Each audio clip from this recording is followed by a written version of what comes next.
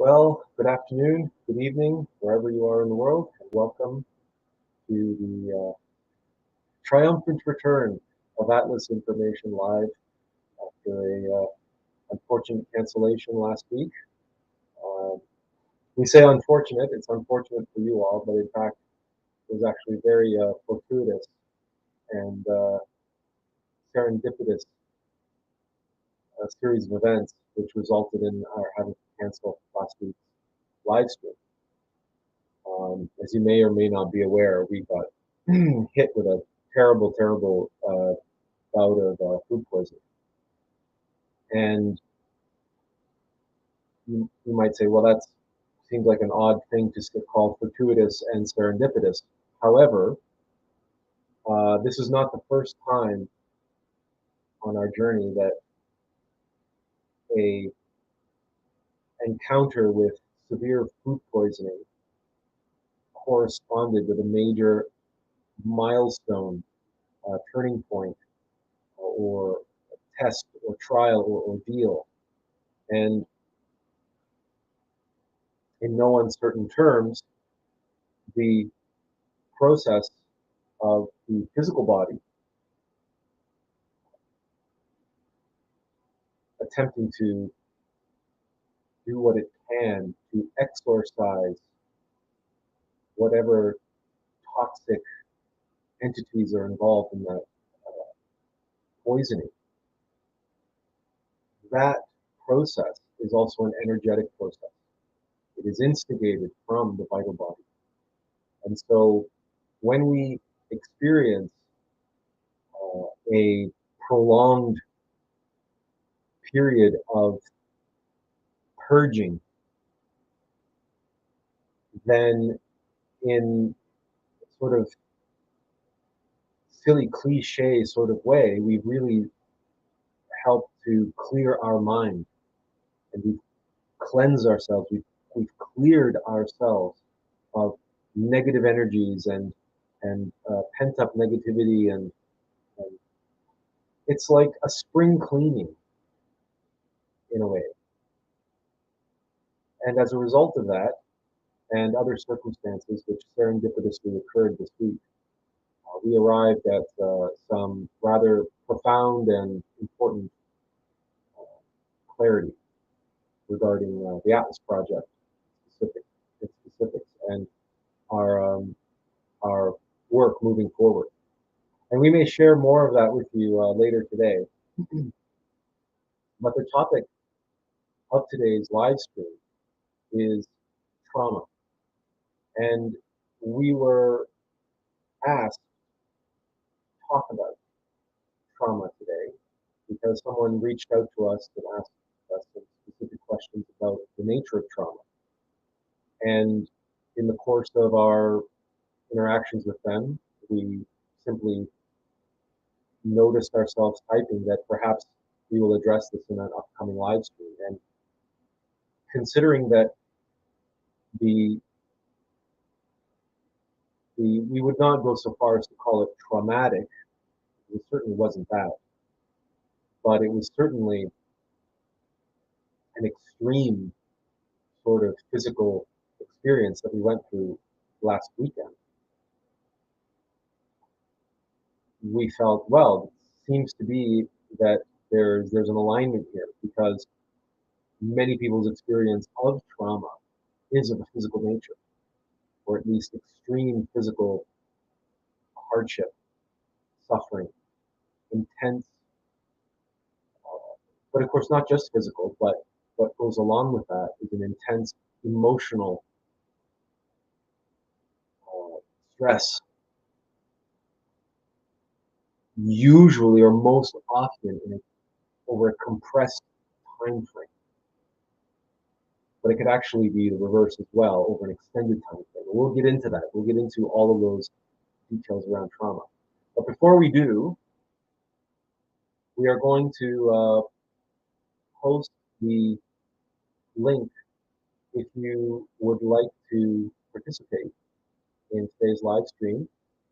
You are more than welcome. Here's the link. It's also in the chat, but it's there on screen.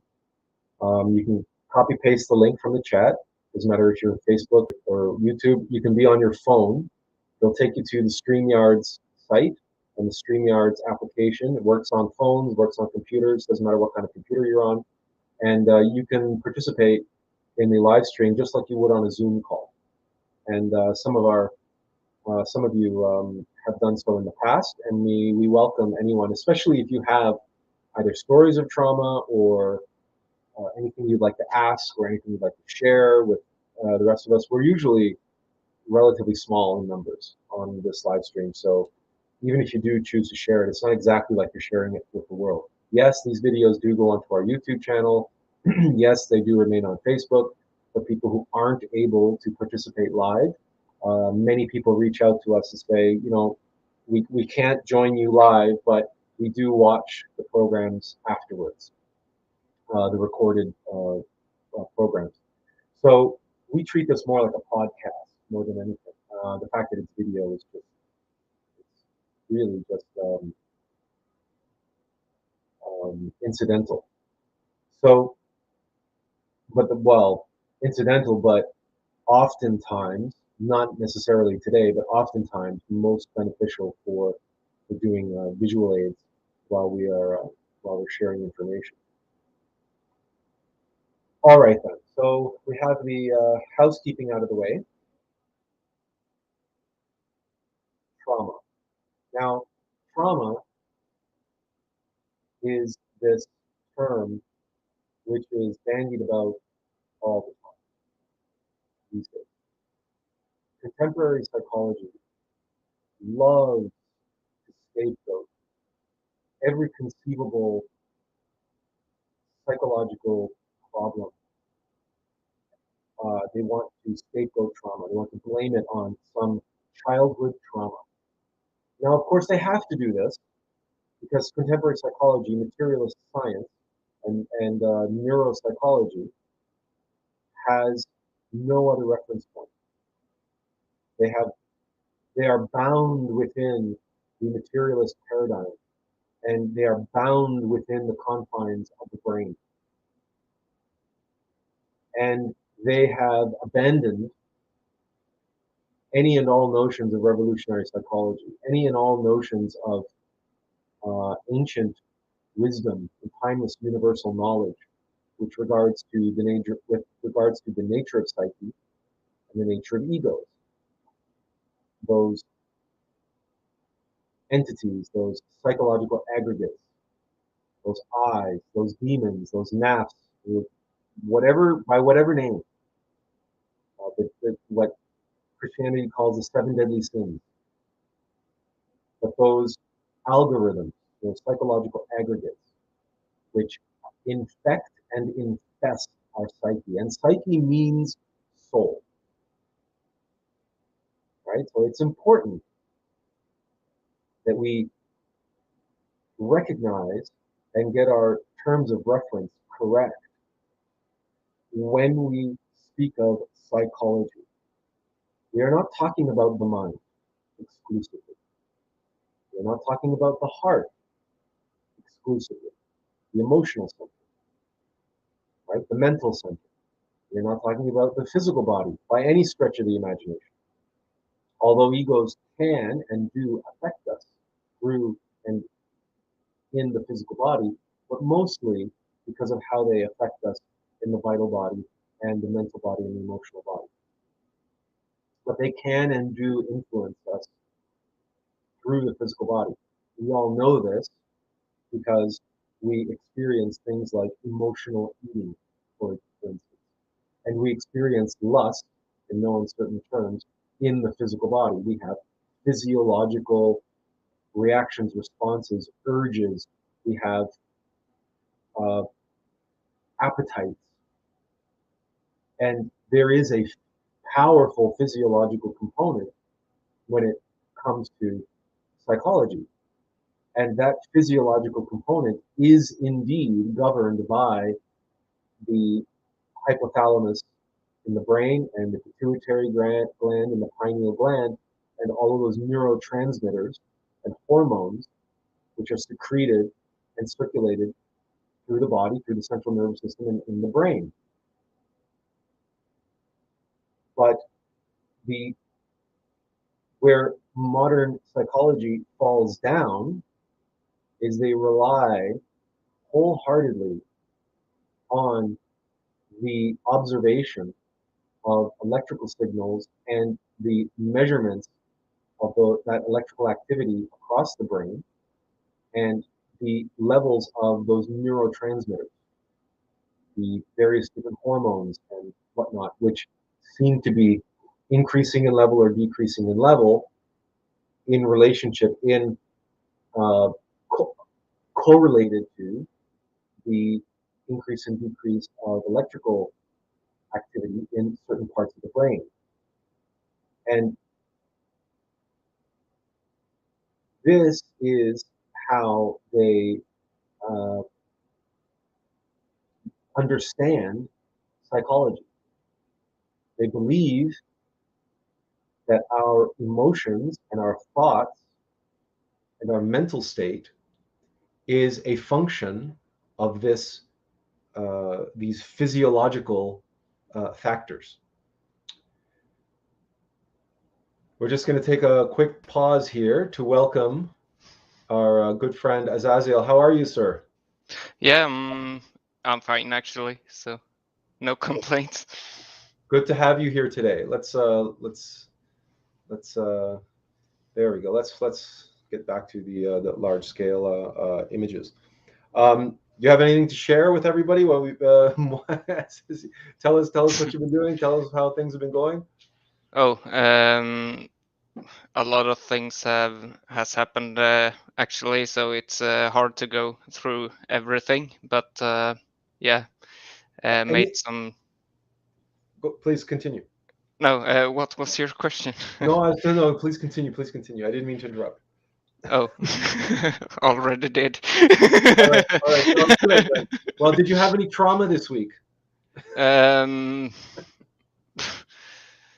well, I'm actually dealing with trauma all the time actually. Okay. So it's bits and pieces to deal with, and the only simple recommendation that I have is stop running away from it. Just face it and see it for what it is. All I right. mean, Well, are we afraid to face it? Are we afraid to go deeper into that suffering? That and is a yeah, and that's a good segue because it's a good way to segue into what the hell is trauma?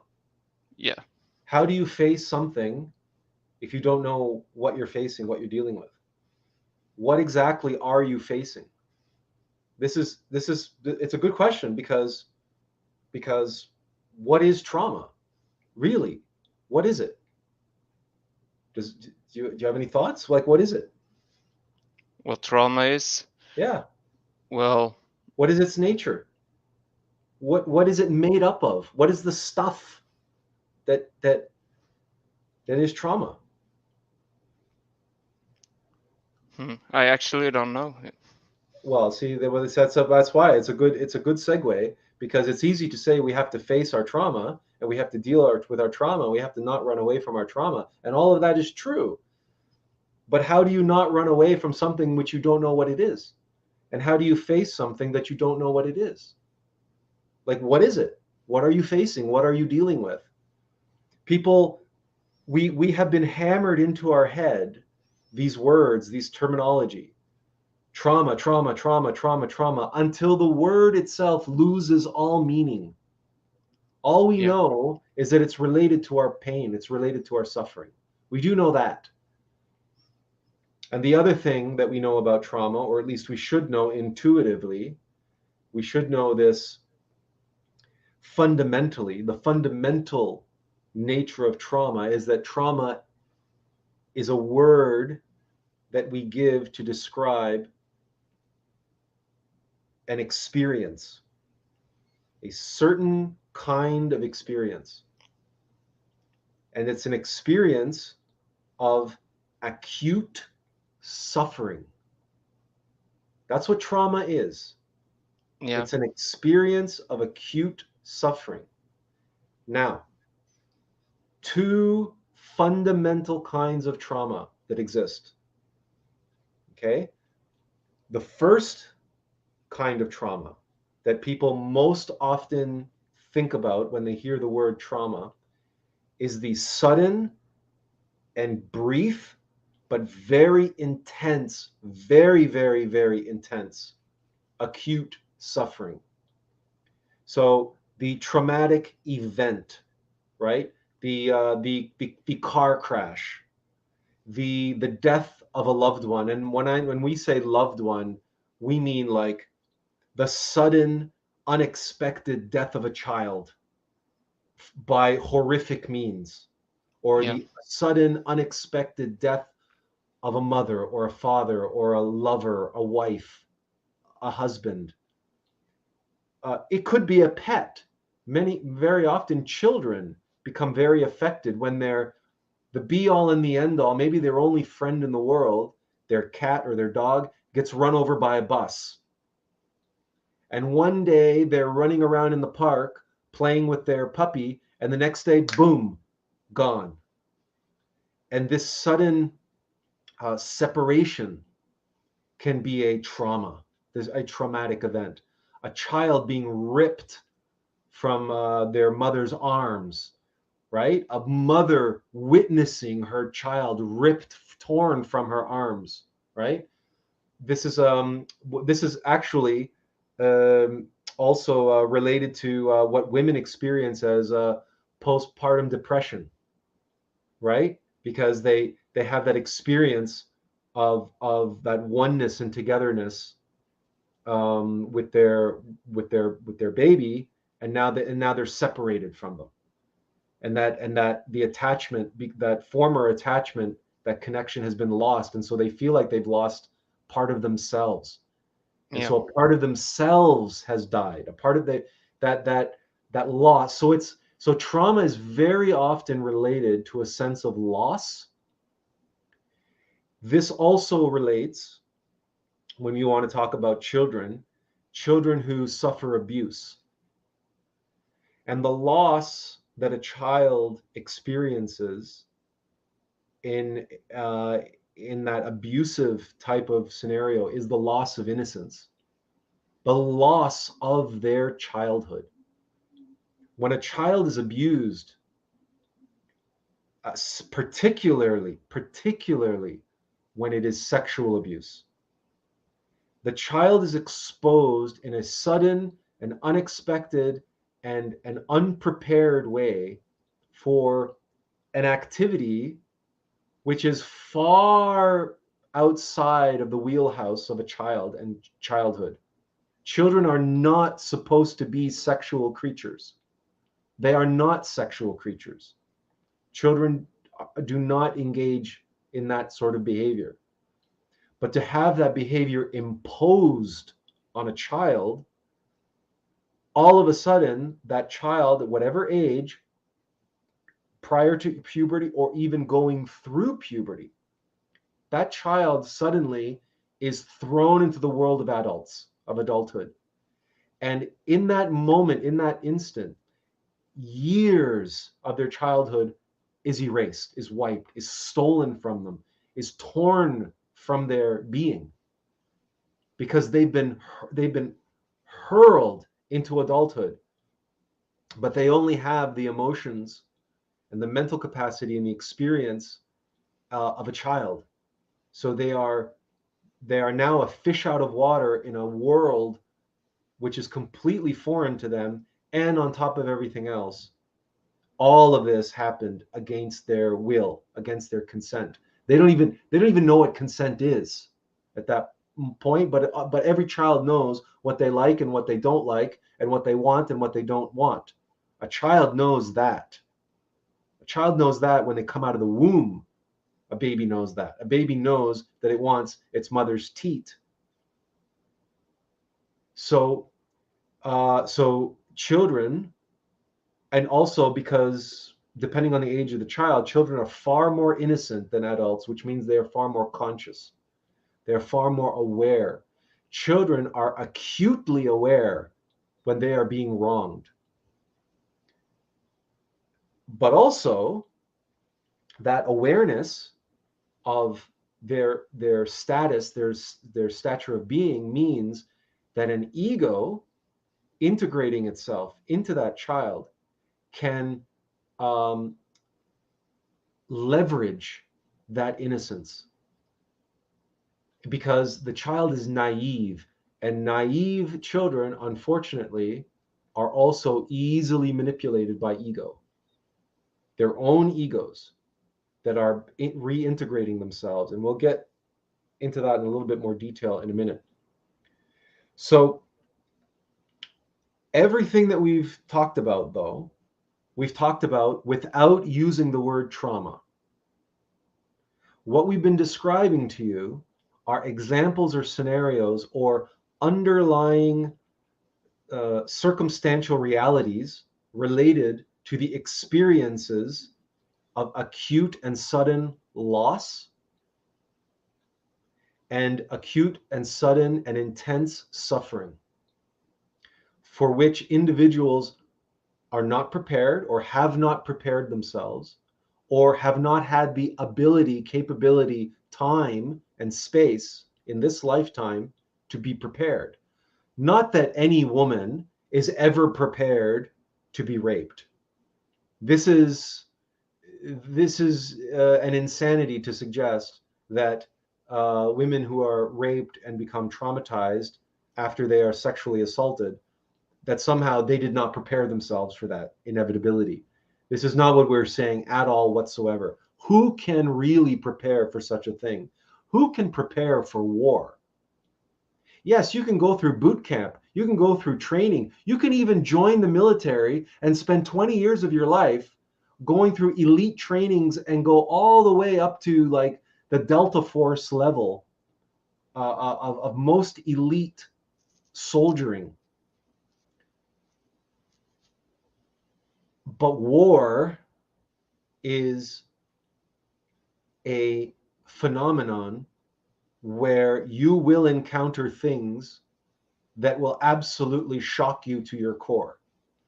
It doesn't matter your training. It doesn't matter. They can try to wipe away and turn you into a fighting machine all they want. But there is always the possibility that we are going to encounter something which is completely novel, completely unexpected, and that we feel as though we have not been prepared for it, that we are not ready for it, and that we are overwhelmed by it. This is another word that we can use to describe these types of experiences. They are overwhelming to the individuals who experience them, and the individual feels swallowed up by the experience, the accident, the incident, the attack, the whatever shocking occurrence, and the result is they are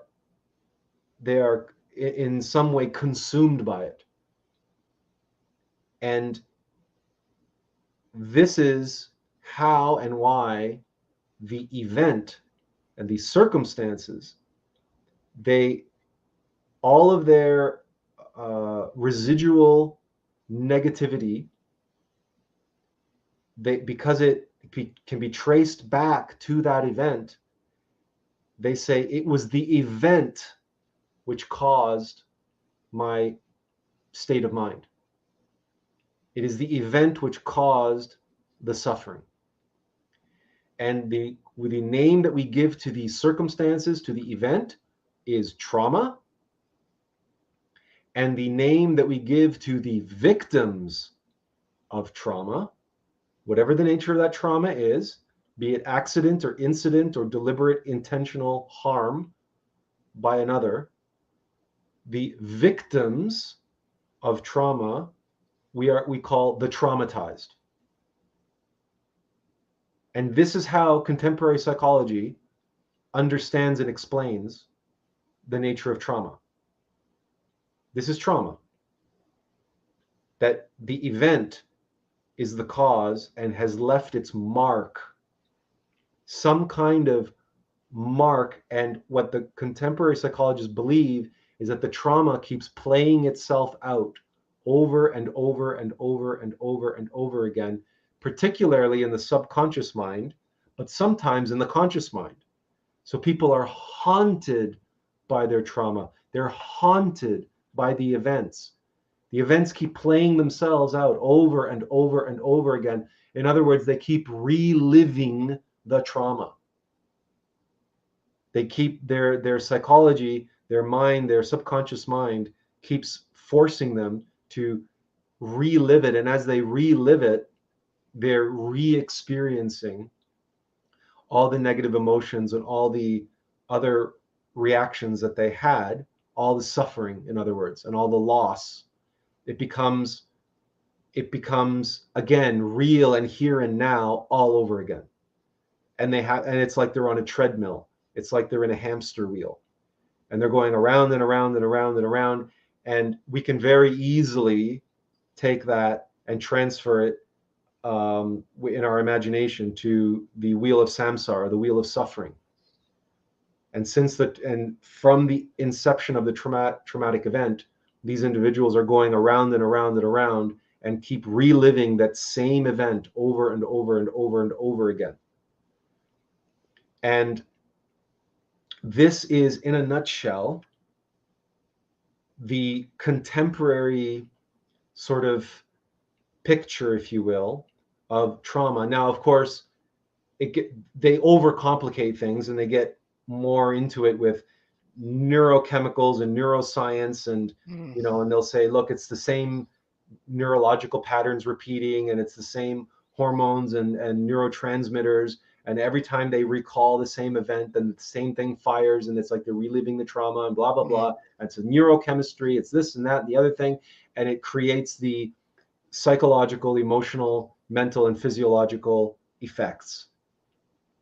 This is, in a nutshell, contemporary psychology's understanding of trauma. And we would hazard a guess what most people understand or have experienced trauma as. And it's certainly those people who recognize that they've been traumatized, who recognize that they are, quote, or identify as being victims of trauma. They certainly think about trauma in this way, that it is the event that is making them suffer. Okay, we have a couple of chats here. We don't want to fall too far behind on these because I think they're apropos. Okay, Safit, we hope we're pronouncing that correctly. Safit says, my personal experience is that after almost 2 years of unexplained harshness at my former job, where I worked for 17 years, I got stressed out to a level that my past traumatic experiences of sexual abuse, loss of my father at the age of 11, loss of my brother who was killed at 17, and war refugee times at age 13, 14 got reawakened. Almost 3 years later, I am still recovering from this unexplainable time. I almost lost my family and everything I worked for 20 years, and I was a safety engineer. Okay, so this is Safit is sharing an experience here where a past trauma or traumas which had been perhaps dealt with, or perhaps more aptly put, they had been buried, they had been pushed deep into the subconscious mind. A more recent experience, which was not an acute and sudden experience of stress, but a prolonged period of stress. To use Safit's words here, he says his trauma was reawakened. Okay, now this is very interesting. It's a very interesting experience, Shafit, and thank you for sharing. We are going to explain to you what is going on in your psychology, what is actually happening, and why it is happening this way for you, as it does for many, many, many other people, when these past traumas, all of a sudden, they believe that they've dealt with them, and then 15, 20, 30 years later, they seem to come out of nowhere. They come back from out from the shadows and into your consciousness, and all of a sudden, your whole life gets turned upside down again because of these unprocessed, truly not dealt with, not faced, not transmuted trauma. But it's not really the trauma that's not transmuted. So we'll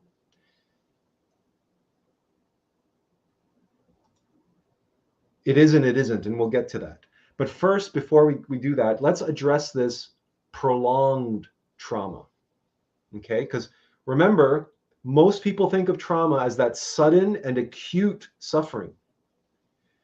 But there's another form of trauma, which is insidious. It's very malevolent. Okay? Have you all ever heard of the expression Chinese water torture? Yeah. So the Chinese water torture, the incessant, like, okay, so imagine this. You're in a prison camp and they take you to a hut and they tie you down on a table or a chair, and they put a still or something above your head, and they say, we're going to torture you now. And it starts, you feel a drip of water on your forehead. Imagine if you've never, ever, ever, ever heard of Chinese water torture before. You might think to yourself, oh, this is a joke. Are these guys, Yeah. are these guys kidding? What, this is a joke. It's water. It's fine. It doesn't bother me. And then they leave you there and they go away. And then minutes turn into hours. And hours turn into days. And that constant, steady drip, drip, drip in the same spot on your forehead until every drop feels like a sledgehammer, like a nail being driven into your skull right there on that spot. But like a nail slowly driving into your skull, somebody banging it lightly with a hammer, right?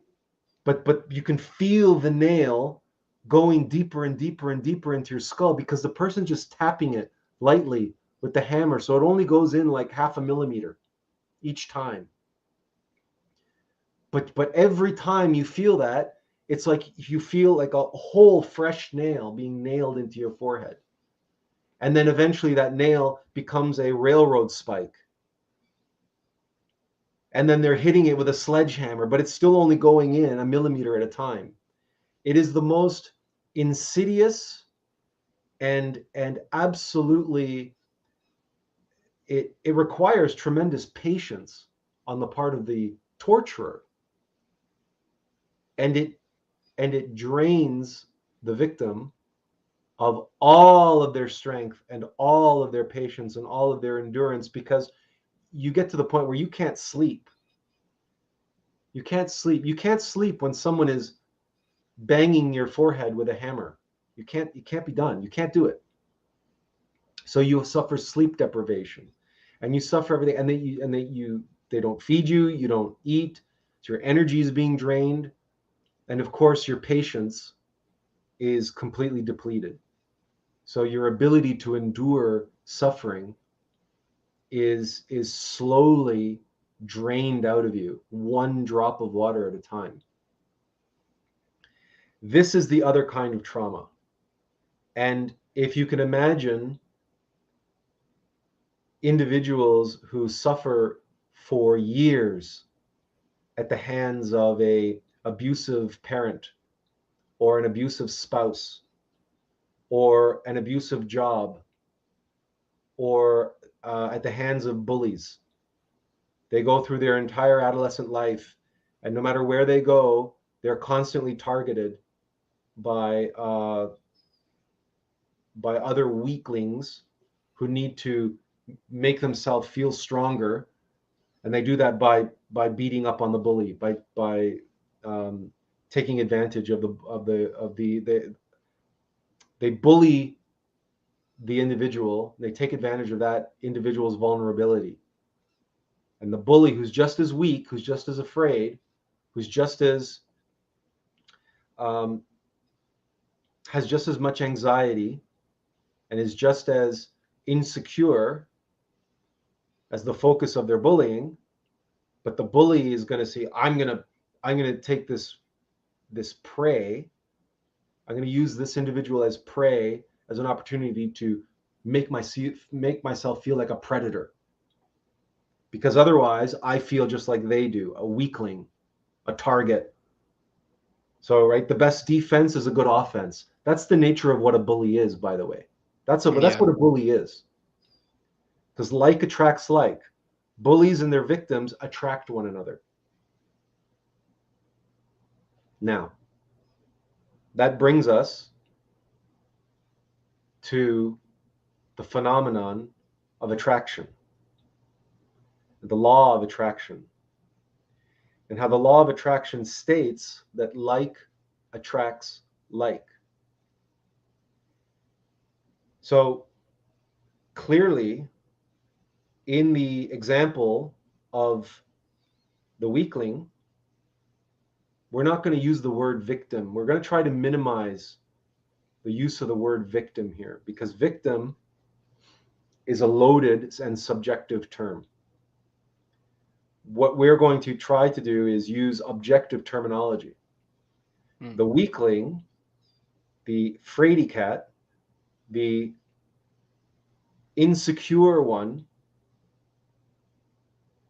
the anxious one, the one who is possessed by fear,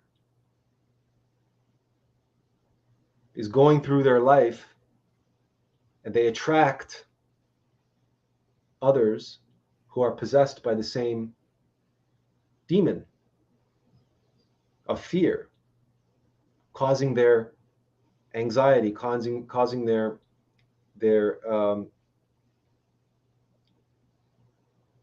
insecurity. Now, interestingly enough, this particular demon of fear works with and morphs itself into pride and shame. So pride and shame are become like a mask, a puppet for this particular fear of insecurity. And the individual going through life attracts people and circumstances that are going to trigger that demon inside of them. And one of the things that they might attract are bullies, because the bullies are just as insecure, just as afraid, and the bully is just as ashamed and has no self-esteem, low self-esteem of being that way. So, but in them, the fear is cleverly using the methodology or the algorithm of the best defense is a good offense. If I can be seen to dominate, and if I can strike fear in the hearts of others, then before they can strike fear in my heart, then I will be in control. I will control my surroundings. I will create a shield, what in video games they refer to as a meat shield. I will surround myself with people who are afraid of me. Then I will have my comfort and security. That's a bully. Bully's gonna bully and control. It's a form of control. It's a obsessive compulsive need to control the people around you. And a bully does that in order to hide his own terror and his own shame and his own self-loathing, which is why control is an addictive drug. The need to control, the need to control others, and the need to dominate others. That bully is no different than the people he is dominating. The difference is that he has a very, very well developed, his demon has a very well developed winning formula of the best defense is a good offense. Strike first. Always go on the offensive, always go on the attack, and build that if you can imagine building a force field or a wall or a shell around you made out of physical bodies of all those people that you bully, of all those people that you control, of all those people that fear you. And then you've created this buffer zone, because if they're afraid of you, then they're not going to attack you. And if they're afraid of you, and if they see you as being dominant and aggressive and strong, they're not going to see what's behind that, which is the sniveling little child, which is the terrified little the demon of fear is like Grima Wormtongue from Lord of the Rings. Yeah. Right? That's like he's the sniveling, cowardly, or like Gollum, or like Gollum for that matter, like a used up, shriveled up, nothing weakling of a creature, but completely obsessed with power and control, Yeah. which is precious to him, right? Mm-hmm. So now, if that's true, if you recognize that, if that seems self-evident to you, that a weakling and someone who is terrified of the world would attract another person who's terrified from the world, but that person's weak and cowardly and sees themselves as weak, whereas the other person sees themselves as strong Mm.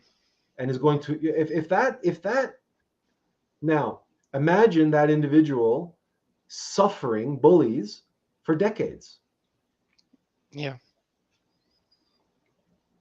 When Then they shame is basically triggered in that event because but the okay, yeah, but where is the trauma? Where is the trauma? Remember, trauma. Yeah. remember we talked Chinese water torture. So we're talking about Yeah. someone being bullied for their entire childhood from Mm. various different bullies, because they keep attracting they're easy prey. They're easy prey, and easy prey attract predators. It's the law of the jungle, right? The predator always goes after the weak and the sick. It's the law of the jungle. So when someone's a weakling and when someone's sick emotionally, psychologically, physically, they attract bullies, they attract predators. And they do this for decades, yeah? And then as an adult, they go to see their psychologist, and they say, well, of course I was a victim of bullying and I was traumatized. Is that really what's causing their suffering? What aspect do you mean? Where does their suffering lie? What is causing their suffering? What is the Well, source of their suffering? it's all of the karma that we have to deal with. And Very simply put, it's the demon. yeah. It's the demon. It's fear. The circumstances of the bullies coming into his life were attracted by what he was, by what he was Mm-hmm. possessed by, which is fear. The bullies were there to challenge and awaken and bring that fear to the surface so that he could see it, so that he could observe it, so he could realize I'm being picked on all the time because I'm a weakling and I'm these people are taking advantage of me, and these predators are taking advantage of me because I'm easy prey. I'm easy prey because I'm terrified. But that's not his experience.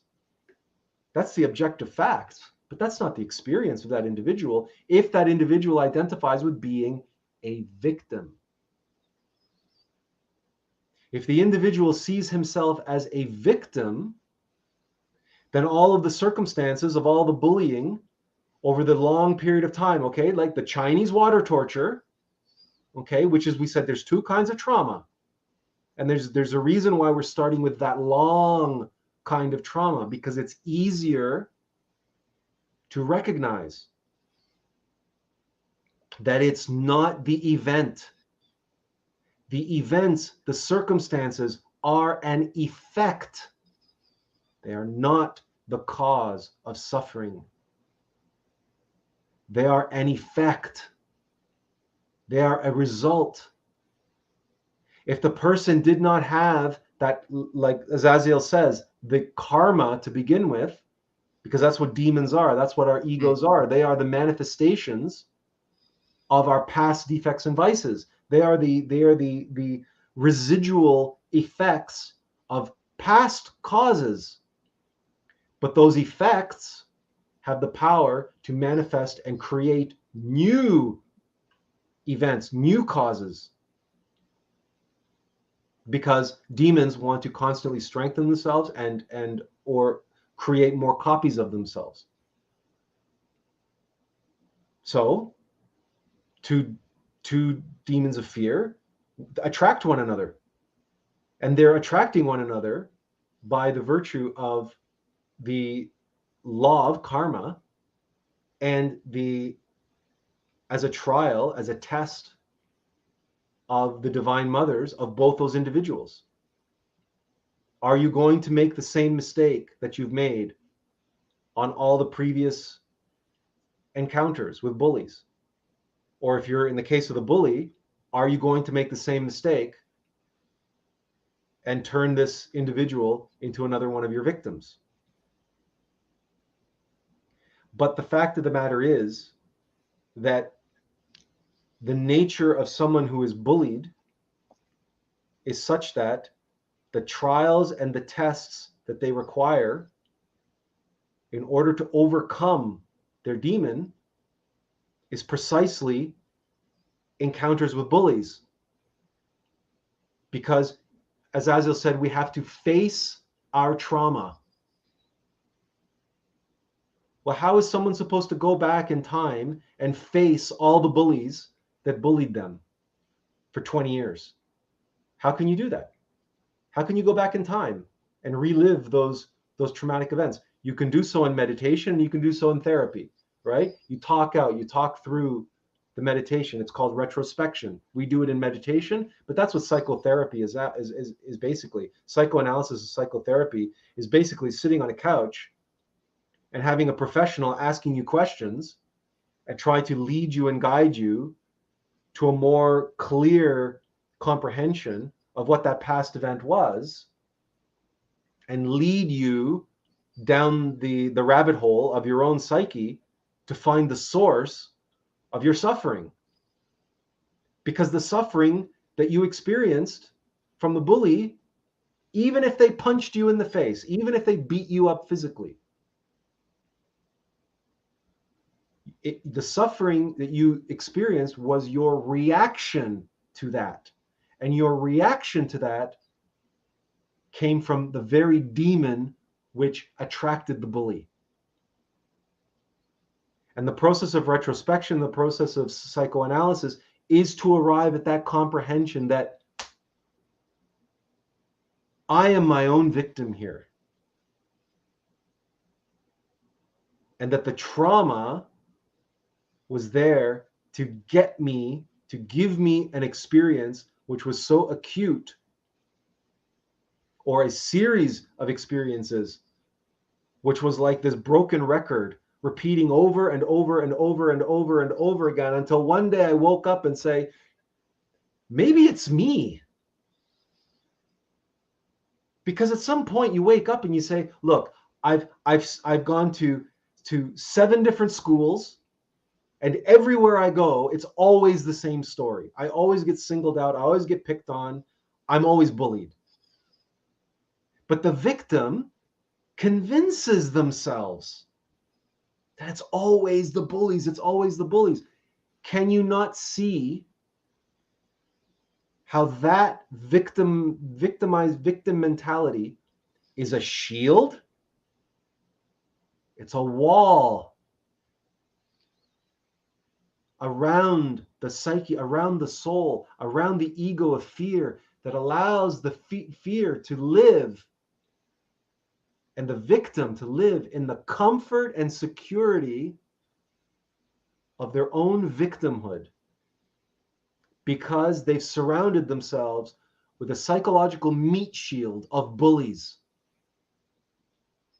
And they can disassociate through projection and blame and scapegoat the bullies and the trauma as the cause of my suffering. But that's not the case.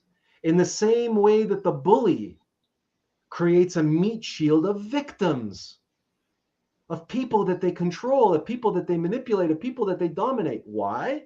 Because if you create this ring, this shield around you, then you can live in the comfort of security that nobody is attacking you and nobody is making you vulnerable and nobody is pointing out your weakness and the cause of your insecurity. So you feel comfortable and security in your dominance.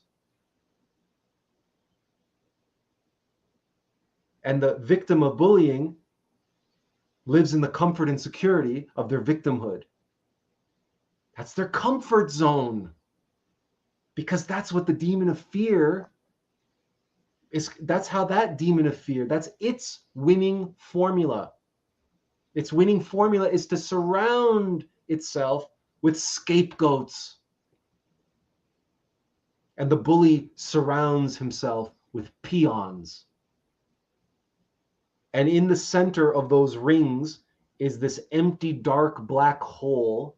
And in the bottom of that dark, black pit is the demon of fear stretching out, going, ah, in his little lair, deep, deep, deep down in the dungeon. And the only time he comes up to the surface is in an event, in a bullying event, in the traumatic event. It's the only thing that will get that demon of fear to come up out of his lair and up to the surface, where we can get a glimpse of him, catch a good look of, get a good look at him. That's what the trauma, a traumatic event, is. You see, traumatic events are to demons like blood in the water is to sharks. Or more importantly, not even blood in the water, but splashing. The turbulence underwater. They've actually done more research into this, and they've discovered that turbulence in the water and the sounds, that turbulence sends out has a sonar pulse. And you know that sharks have terrible eyesight, and people believe that, and they can follow blood trails in the water, but what they're really following is the energy of the prana in the blood. It's not the physical blood that they're smelling, because sharks have an incredible electromagnetic sensitivity. So it's like they have this built-in radar system. And so what they're doing is they're very, very, very ancient creatures, and they react and they respond to electromagnetic fields. And so the turbulence in the water, and especially when you have an electromagnetic field which is creating a lot of turbulence, like a school of fish in a feeding frenzy, or like a orca or a seal that's jumping up and down in the water and stuff like that, that immediately the shark zones in on that. Okay, so that turbulence, right? That's a electromagnetic turbulence, energetic turbulence. And the shark makes a beeline to that because he says, food, that way. That's food. I know that's food because if there's that turbulence around, that's why sharks' feeding frenzies create feeding frenzies. It compounds itself, right? It's like a snowball effect. So this is what happens when a traumatic event takes place. When there is that turbulence taking place, turbulence means that the various different boundaries and connecting points in the various fabrics of reality at the different levels of being and the different levels of reality, the dimensionality, the frequency, but the curtains, we call them the worlds. So, for example, the vital body, the mental body, the astral body, mental body, causal body, etc. But we're talking about the four bodies of sins here. So it's the physical body, the vital body, the astral body, and the mental body. So when we have a circumstance, a violent or traumatic circumstance, the fabric of reality it becomes disturbed, right? We become disturbed. Our peace, our equanimity is challenged. And the more traumatic the event, the more disturbed we become emotionally, mentally. We don't know what to do. Everything's like it's information overload, it's sensory overload, right? It's this incredible turbulent event. Now, when that happens, entities can enter into our being, into our psyche. They slip through those events. They use those events to enter into us. That's why some traumatic events are how demons enter us. And this is a real phenomena. This is a very real phenomena. There are people who have traumatic event, undergo a traumatic event, and they become schizophrenic. How they become schizophrenic? Because another entity that was attracted to the traumatic event or was just waiting around that individual, just waiting and waiting and waiting and waiting for the traumatic event to occur, that's its opportunity to reincorporate into that individual's psyche, into that individual's being. And it requires that traumatic event in order for it to be able to do that. Because that's a very real phenomenon. And that's why some people refer to and believe that all traumatic events result in demonic possession. Well, no, not all, but some. But the same thing happens within ourselves, because remember, we have our internal worlds, and our internal worlds includes the infernal world. So hell is not out there, hell is inside of us. So when the traumatic event happens, our own egos, particularly when the traumatic event happens that is attracted by a particular ego, a particular demon, when that event turns up, that demon comes out of his lair to participate in that traumatic event, because that demon is going to harness all of the energies and feed off of the energy, the sexual energy that's being lost, that's being dissipated through the turbulence. So think about it this way. You look at a pool of water and it's perfectly flat and it's perfectly calm, right? And you look at that and say, well, obviously, imagine you can only grab water that's in the air, right? You can only feed on water that's in the air. You can't dive into the pool because let's say you can't swim, you'll drown if you try diving into the pool. So if you want a drink of water, you can only get water that's in the air. So what do? You wait for somebody to jump into the water and make a big splash. And it causes all this turbulence. And the water that splashes out onto the side of the pool, you quickly run there and you lap it up. And the water that splashes into the air, you're waiting there with a bucket to catch it out of the air.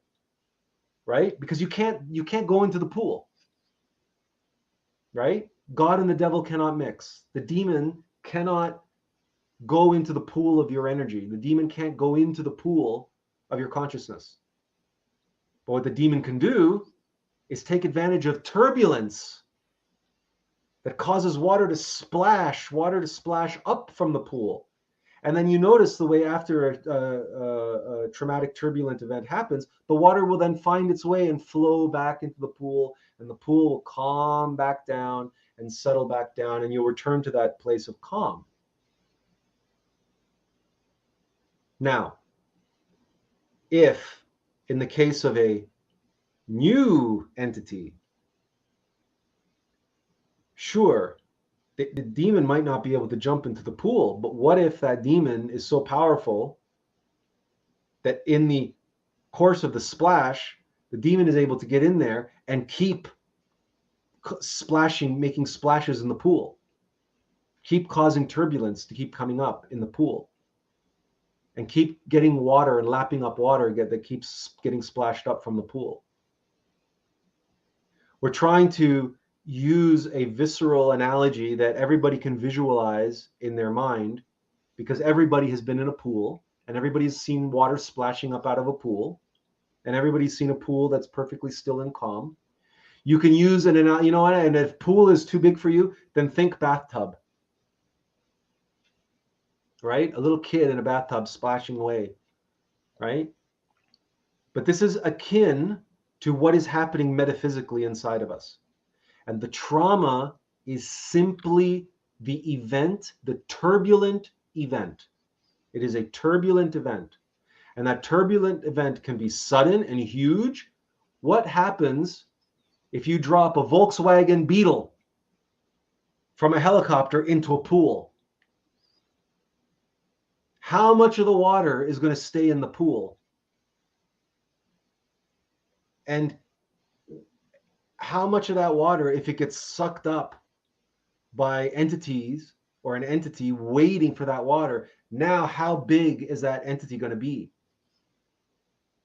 Because of all the water that splashed out of the pool because there was a Volkswagen Beetle that fell in the pool, versus the patient and methodical demon that waits by the pool and waits for every other day, little splash, splash, splash, splash, and gets one thimble full of water at a time.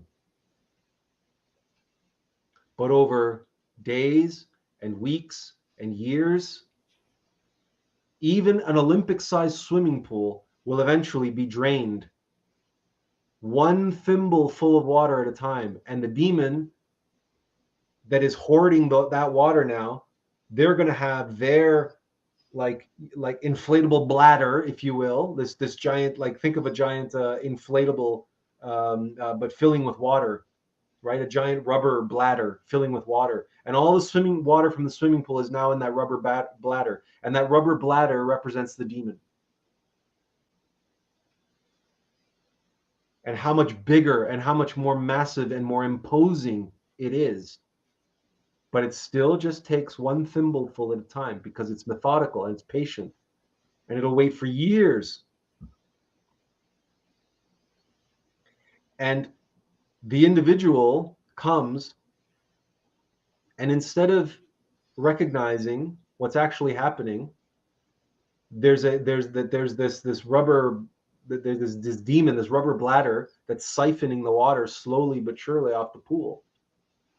They focus on whoever is splashing in the water, and they'll start yelling and screaming at the people around the pool. Don't make splashes in the pool.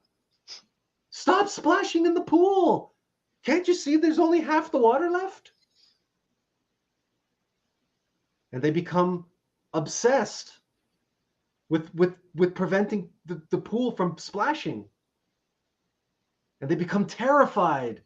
Every time someone does a cannonball into the pool and they see a big splash of water, they go, oh my God. Right? Because why? Because the fear is making them focus on everything other than itself. The real culprit, the real thief of the water. It's not the splash. Because if you leave the splash alone, if there was no demon, the splash would splash and the water would flow back into the pool. Right? That's the way pool and pool decks are designed. This is trauma. This is trauma. Trauma, the event, the circumstances are exactly that, circumstantial. There's nothing special about them. There's nothing unique about them. They are acute in accordance with the demon that they need to attract. Like if you are hunting great white shark, you need to make a lot of splashes in the water and you need to put a lot of chum, a lot of dead fish, a lot of blood in the water. Why? Because the great white shark isn't interested in a little trickle of blood. It isn't. The great white shark isn't interested in a little pitter patter on the surface. The great white shark wants a killer whale. So you make splashes in the water the size of a killer whale, or like the school of seals or sea lions that killer whales are hunting. And the great white shark goes, aha, you see that big turbulence? Something big is there, or a lot of something is there. So the great white shark zeroes in on that turbulence because that's what attracts it. That's what it needs for that great white shark to come out of the depths and to the surface where maybe you have a shot of putting a harpoon in it. Maybe. But this is what trauma is and why it exists. Its nature is it's a trap. It's bait for demons. It's bait for demons. Because the demon has to come to the surface, right? Just like the shark has to come to where the turbulence is. Has to. If he wants a meal, if he wants to take advantage of it. And demons, trauma is irresistible to demons. That's why trauma is so often associated with suffering. That's what causes the suffering, though. It's the demon that causes the suffering, not the event. Not the event. Not the event. Circumstances do not cause suffering. Our reactions to circumstances cause suffering.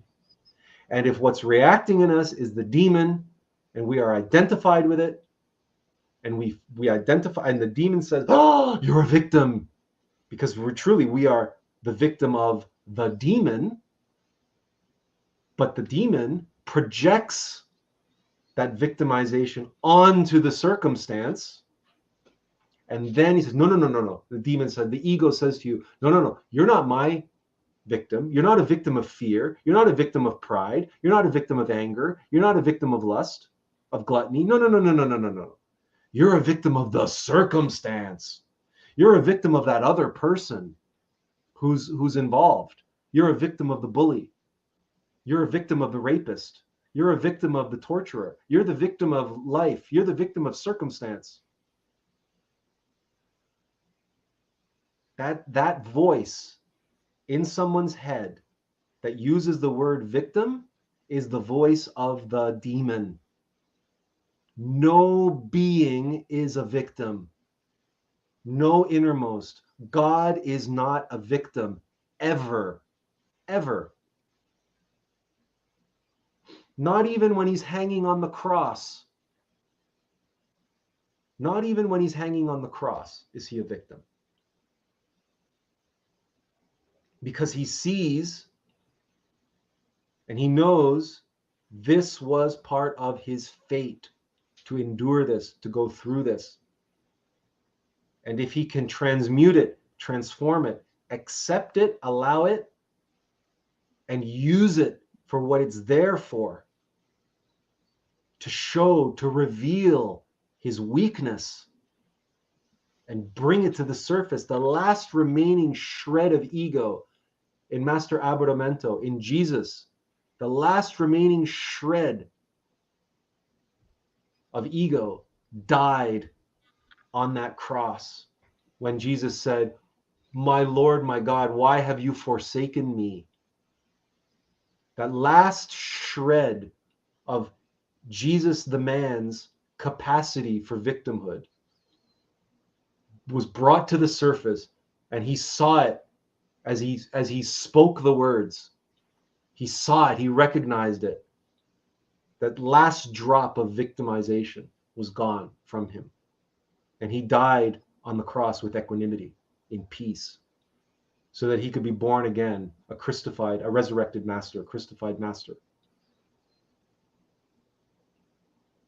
This is trauma, the true nature of trauma, that the mind and the ego mind and the Black Lodge scapegoats and blames for everything so that they can remain hidden in the shadows, beneath the surface, coming up and having their feeding frenzy and then going back down into the depths, right? Like those sharks that live for hundreds of years. And the sharks themselves that have lived for hundreds of millions of years, sharks have been the apex predators of the ocean.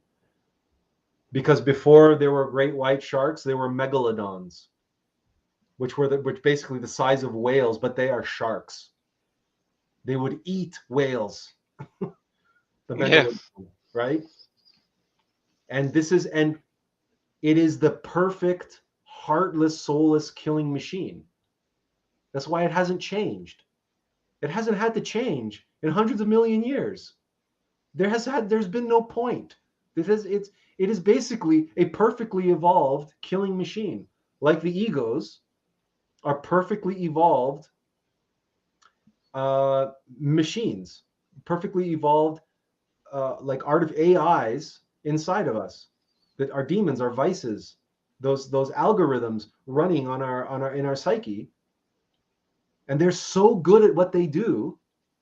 They're so good at what they do, and they're so clever, and they're so subtle, and they're so insidious that really the only time they really act up and act out are when there are triggering circumstances, when they are triggered.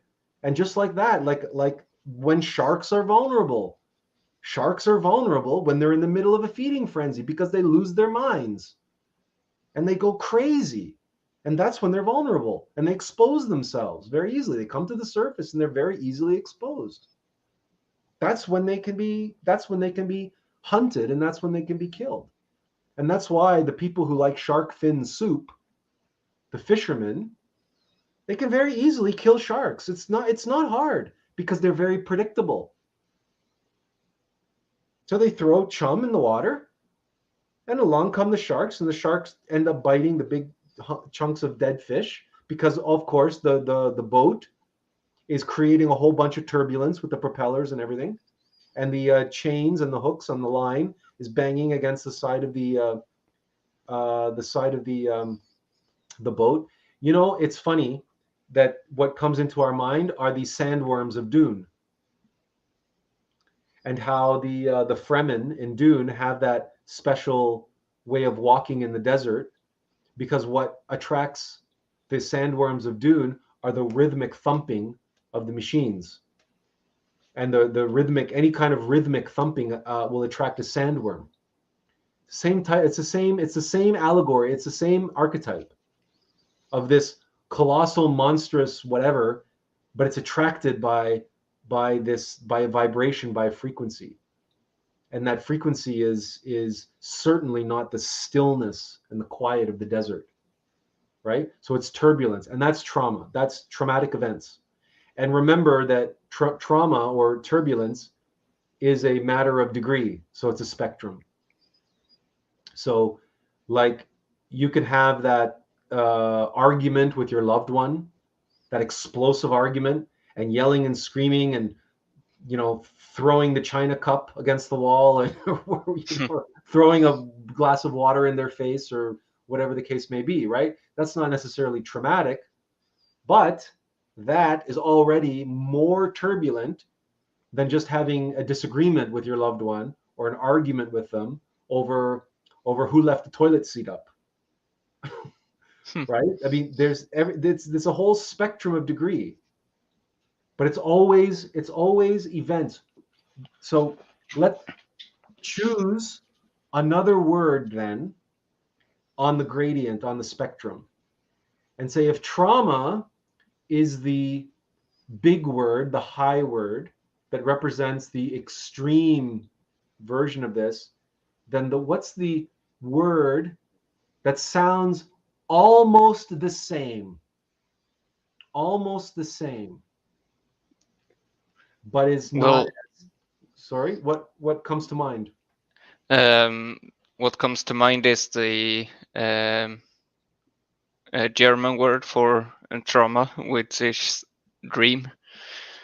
Okay, I'm gonna stick with English for a moment, which actually Yeah. comes from Greek anyway. It's drama. Yeah, drama. Layla got it. Layla got it. Okay, Layla got it. Yeah, right. At the exact moment that I said it, she had already typed it. Yeah, So she got it. So do you see? Drama and trauma, it's the same word. It's yeah, the same word because D and T are the same sound almost exactly. yeah, D and T. And mantrically, they're the same word. When you do runes, you can pronounce D or T. It doesn't matter. You're doing the same rune. So yeah, trauma and drama are yeah. exactly the same. It's only a question of degree. Yeah, and that is also almost like dream. Is it? Yeah. But there it is. Mhm. There it is. So when you think about it now, would anybody blame their psychological problems on drama? No. No. And what did Plato say about drama and about what was the magic of the stage according to Plato? What during the Plato when he talked about at the climax of a play of a Greek tragedy, what did he say? Does anybody know what Plato said was possible for the audience to experience during the climax of a drama? No, I don't remember. The word is catharsis. Oh. So, and what is catharsis? Catharsis is that moment when the audience sees the underlying cause, when the audience achieves comprehension of the tragic flaw of the tragic hero at the same moment that the tragic hero sees it. And the tragic hero has his moment of his revelation, his eureka moment. And at that moment in the drama, he suddenly realizes that's in the climax of a tragedy, of a tragic play, of a tragic drama. The main character, the tragic hero, discovers, yeah, Safet says, when everything gets revealed. In other words, everything which has been behind all of the dramatic and all of the traumatic events, all of the suffering, all of the murder, all of the crimes, all of the flaw, all of the mistakes in the drama. And the climax of the play, the tragic hero looks to the heavens and he has that moment where everything is revealed. And in that moment, Plato said, it is possible for the audience to have a uh, a revelation, a catharsis, because in that moment they can purge themselves through comprehension of the same egos, the same sins, the same causes of suffering that the actor is playing out on the stage, the tragic hero. And there's a connection to universal truth, right? Through the archetypes that are being played out larger than life on the stage. It's the same in opera, right? Where there's in opera, because you add music, then now they call it the crescendo during the climax of the opera, and there's a huge crescendo, and the audience is lifted emotionally and everything, and people can live vicariously, and the very egos that are being explored in the drama, they're being brought to the surface in the audience. And because the story is archetypal, it's true, it's truer than reality. Plato said you should not and cannot put reality on the stage. That's a vulgarity. He said the stage is a sacred space. It's a space for hyper reality. Mm. It's a space for, it's an amphitheater, right? To amplify reality and to take the energy of the audience and harness it and funnel it and focus it upon the hero, the tragic hero, so that his experience can be so much larger than life that we in the audience, we can all see it and comprehend it and say, aha, yes, that is the nature of pride. That is the nature of ambition. That is the nature of, I understand. Yeah, I get it now. I see it. I get it. This is the power, the real true power, and indeed the purpose of drama, meaning theatrical drama, of opera. This is its purpose as high art. This is its purpose. This is why it exists, to assist humanity in this way. It's a, we hesitate to use the term, but it is essentially a safe space in which the populace can come to have the potential of exorcising one of their demons in a safe space, because they're not the one that's suffering through all of this stuff in reality. It's all in this, it's all in the realm of imagination. It's like a massive meditation. And if you've ever noticed how quiet and how focused and how concentrated you are in a movie theater or in an opera house or in a theater watching a stage play, you don't even realize, you don't even pay attention. 1 hour has passed, 2 hours has passed, 3 hours has passed, and you're completely absorbed in what you're doing. And you're not, your mind isn't wandering. And I mean, if it's really good theater, Mm.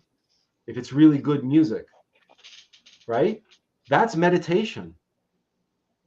It's just that the problem is if you lose yourself entirely in the story, or if the story has no high art component to it, if it's not a tragic story, if it's not Shakespeare, or if it's not something like that, if it's not high art, then you are just basically mesmerized, right? You're Yeah. mesmerized by entertainment. You're by the breads and circuses, right? You're just going through the stimulation and everything else, but you're not really getting anything too much of benefit. But the reason why we are aware of this, that's why we can watch a movie like The Rise of Skywalker that Mm. everybody seems to hate, but we can see all of the hidden esoteric meaning in it, because for us, we watch all movies like an actual meditation, Yeah.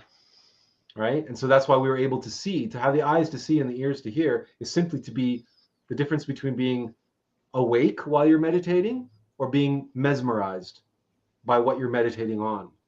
And there's a difference. There's a Yeah. unique, that's a very subtle line, but it's an important one.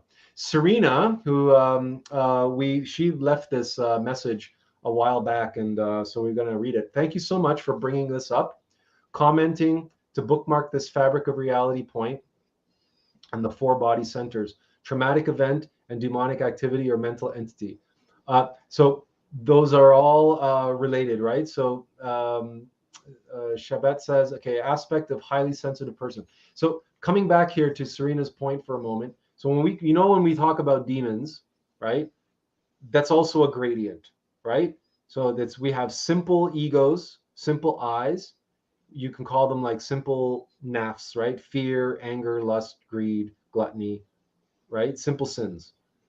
And then they become more elaborate and more complex and more complicated as they grow and get bigger, and they recruit um, aspects from other entities. They become Yeah. multifaceted. They become more elaborated and more elaborate. And these are the true metaphysical science of how this works is, in all fairness, beyond our capacity to share with you in any reasonable way. However, there are um, analogous entities that are in existence that we can turn to. Have you ever seen or heard of the Japanese animation of Voltron? Yeah, I've heard it. Yeah. Okay, Voltron was an anime where a team of heroes each had a kind of, depending on which version of Voltron you're watching, each hero had their own vehicle, or each hero had their own robotic tiger, Mm. like a robot, but it was like a tiger. And and and what happened was, when the big boss showed up, all of the team had to unite, and all of the tigers formed together to create Voltron. And two of the tigers were the two arms and the fists, two of the tigers were the legs, and then one of the tiger was the body and the head. So I think it was five, right? And it's always five, right? Two arms, two legs, torso, and head. And so, as above, so below, we are a pentagram, right? And a pentagram is 5 points, right? The five elements and the fifth element, but also two arms, two legs, torso, and basically spinal column, right? And Mm. we point upwards. And we know that a demon is an inverted pentagram. So it's the same notion. They have components, they have aspects. And if you can imagine lesser demons as just these individual robotic tigers, and a greater demon as one who has brought and gathered together these different components to create this Voltron like demon. And the reason why, um, in animation and anime, in Japanese animation, it's always a robot, is because egos are mechanical. They're mechanical. They work for mechanical nature, and their nature is mechanical. They're just like robots. They're AIs. They're no different than AIs. So that archetype existing in anime, even though the Japanese, who imagine these heroes, they imagine them as heroes, and they're fighting villains and demons and monsters and all that kind of stuff, because of course the heroes have to be the good guys. But still, they drew on this archetype deep from their internal worlds, that mechanical entities can come together and form this unique this unique whole, this new entity, and that's, they called it Voltron. Um, there's so much in anime actually that relates to the internal worlds. The Mm. Japanese, in their imagination, for example, in Battle of the Planets, also Mm. called G-Force, also another team of five heroes, and each one of them have their own unique vehicles, but they come together, and they can all be present in this main ship that they call the Phoenix. And the Phoenix has this mode called the Fiery Phoenix, where they say, and actually in G-Force, what's also interesting is that they're all teenagers, Yeah. and they have to transform themselves into their heroes, and they all have these, like, is it rings, or is it like a watch, or is it, I can't remember if it's a watch or a ring, but they go Yeah. transmute, Yeah. right? They use the word transmute, Mm. and then to become the hero, right? So the teenager becomes the hero when they transmute themselves. And then Mm. the Phoenix, which is basically just like a ship, like it looks like it's a space plane. But when they turn into the Fiery Phoenix, it becomes this, exactly what it sounds like. It becomes this flaming fiery phoenix. It's completely impervious to damage. It's completely overpowered, and everybody in the animation is spectacular, because when they Mm. show the heroes inside of the ship, they're all like like this, right? And it's all, Yeah. they're all engulfed in flame and everything. But it's this fiery phoenix, and they can fly through planets, and they can fly through giant monsters and enemy spaceships, and they can just basically obliterate everything. But they have to assume this form of the fiery phoenix. Well, that's a symbol of the Christ. That's a symbol of the awakened Kundalini. That's Christification. That's the Christic force. That's embodied in this Japanese animation from the Yeah. 70s. Yeah, I So really like animated series. I've started to watch basically the Genesis series. There are different types of series of Genesis, but that's a really good one if you um, need similar experiences. and well, now of course everything, right? Everything is on a gradient, Mm. and something, and especially anime has its dark side. Yeah, So you it know that has. there's pornographic anime, Mm.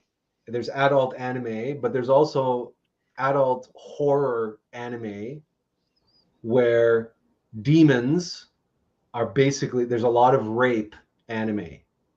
Mm. And some things are the giant monstrous tentacle creatures that Mm. are basically raping schoolgirls with tentacles and stuff. It's horrific. But but as horrific as it is, unfortunately, there's a vast percentage of the population that watches it for entertainment. That watches that for entertainment. And what they miss is the reality of it. The reality of it. What happens to us when we fornicate? What happens to us when we indulge lust? What's happening is what we think we're doing.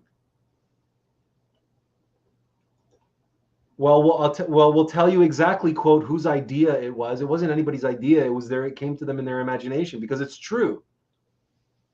If you could observe yourself in the astral plane while you are physically having sex with someone and you are indulging lust and you think that you're grinding away with your sexual partner, right? Either you're riding your partner or you're whatever the case may be. The fact of the matter is that in that precise moment, there is a demon that is raping you. When you are indulging lust, lust is indulging itself with you. This is the reality. This is where all that Japanese rape animation, that monstrous horror rape animation comes from.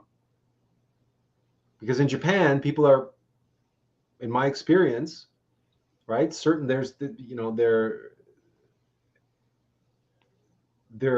in many ways more awake, but in many ways more asleep. In that they can see these things, it can come to them, they can embody it in their work, but they don't know the significance of what they're looking at. They just think it's, that's why there's so much stuff in Japan. It's a meme on the internet how crazy Japanese culture is. Popular pop culture, Japanese pop culture is crazy. They do crazy things.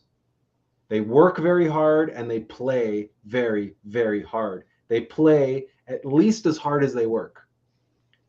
And just as they're all A-type personality perfectionists and they take that work ethic, that Japanese work ethic, a little bit too far, they take their entertainment and their pleasures a little bit too far. And they're unable to, and it's becoming more and more and more extreme all the time, just like extremism all over the world, because the egos always push the limits. Okay. Yes, and it's the astral realms, but the lunar astral plane is where our demons are for the most part, where our egos are. They're in subconscious mind in the lunar astral plane. So when we are in lust and we are indulging lust, it's our lunar astral body which we are working with, and the sexual force, the ninth sphere, is being inverted. So it's all of our vital body, our vital energy is building up to flow down and out because we're building up towards orgasm, we're building up towards fornication. And that's exactly the energy that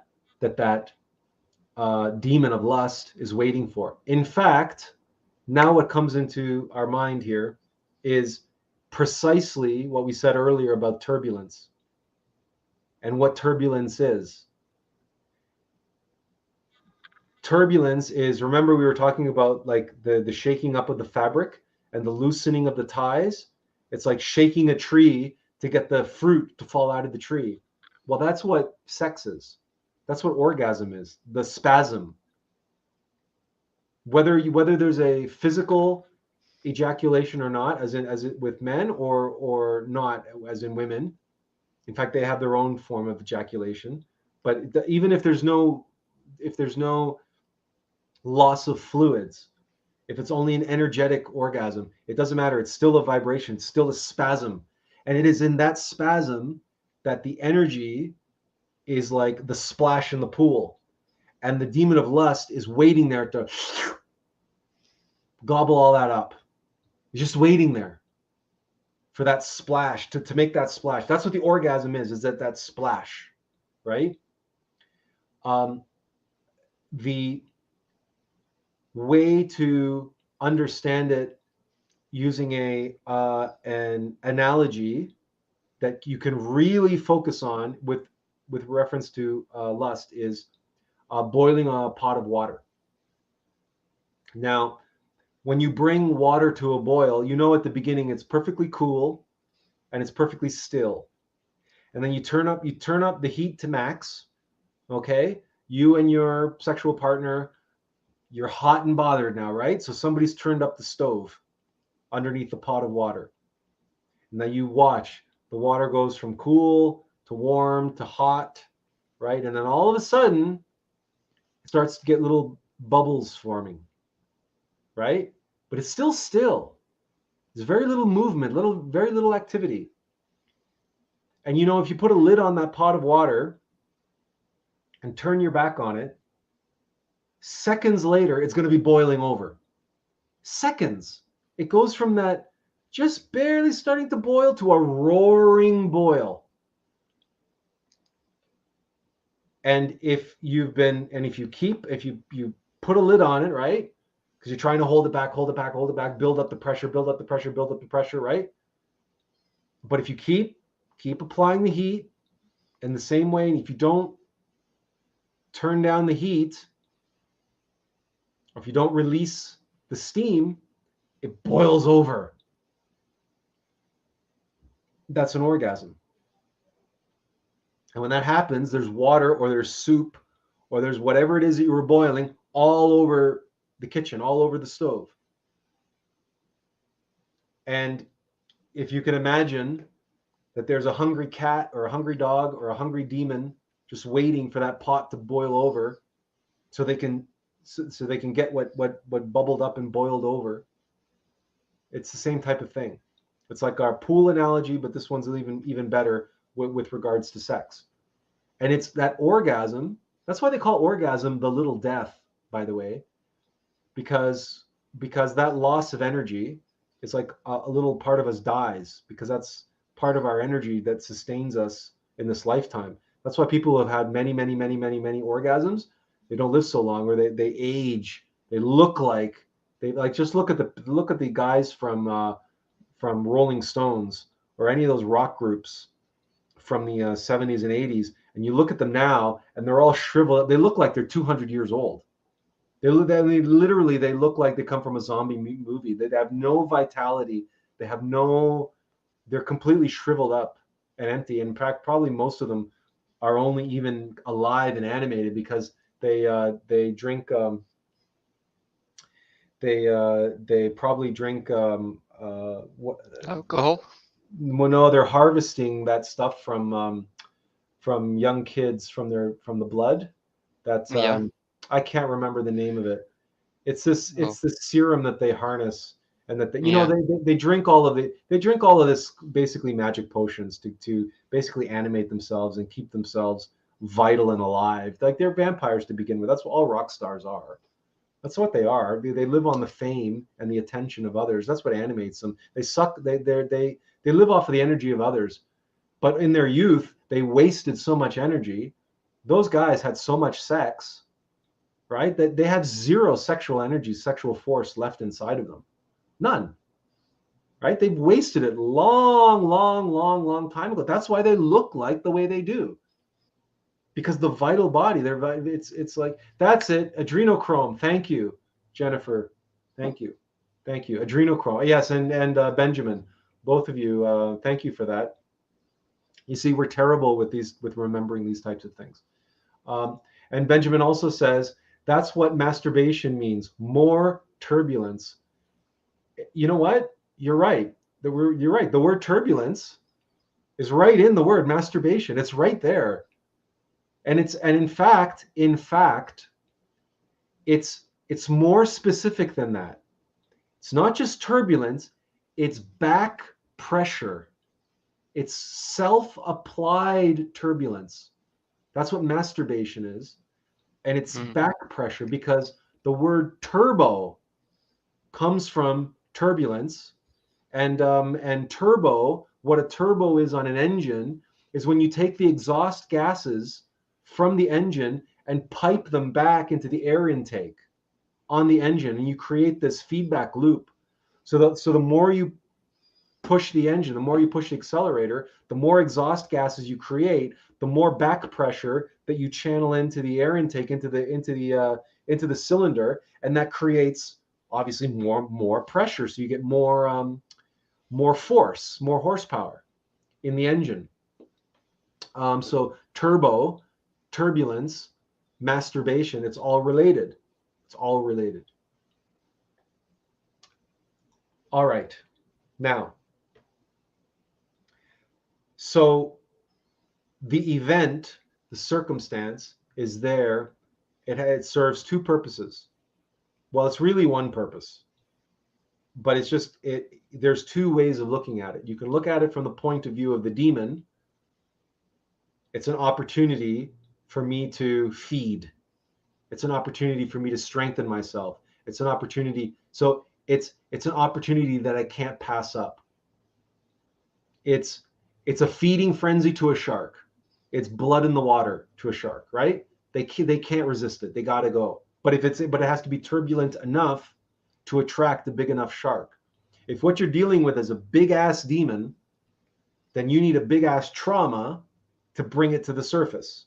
Otherwise, he's going to stay below the surface and you're never going to be able to see him. And if you can't see a demon, if you can't study it, you cannot comprehend it. And if you cannot comprehend it, you cannot be liberated from it, because our Divine Mother can only eliminate demons which we have comprehended.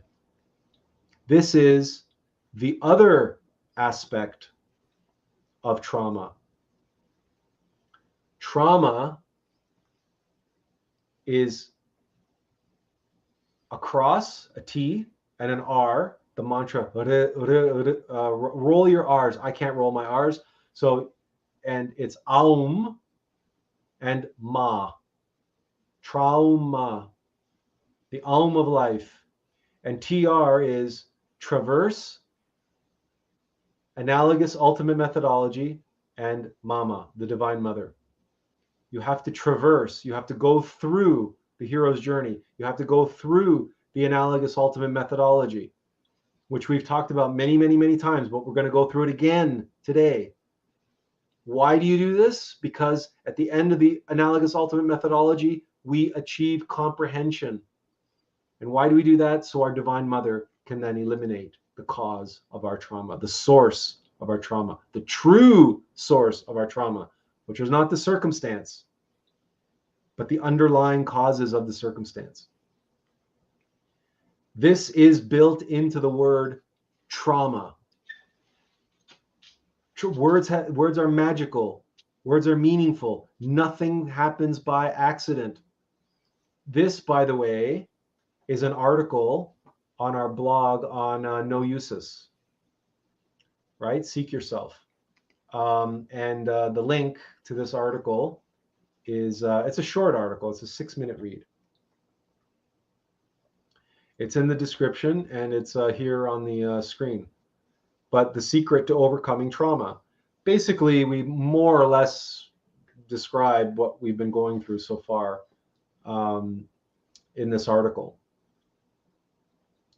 And the Aum of life: self-observation, self-remembering, identification. So when a trauma occurs, or if you have living with past trauma, you need to retrospect and meditate on the trauma and on the suffering, not to relive it, not to indulge and torture yourself by reliving and indulging the suffering, but by observing the suffering and observing the nature of the suffering and analyzing that and seeking the cause of the suffering. What was the suffering that you were experiencing in and through that trauma? What did the trauma trigger inside of you? And it is that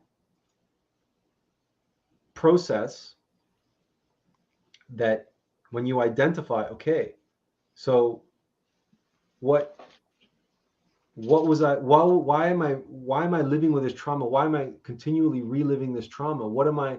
And very often it'll be fear. Of course, not always, but very often it's going to be some kind of fear, some deeply entrenched, ensconced fear. And but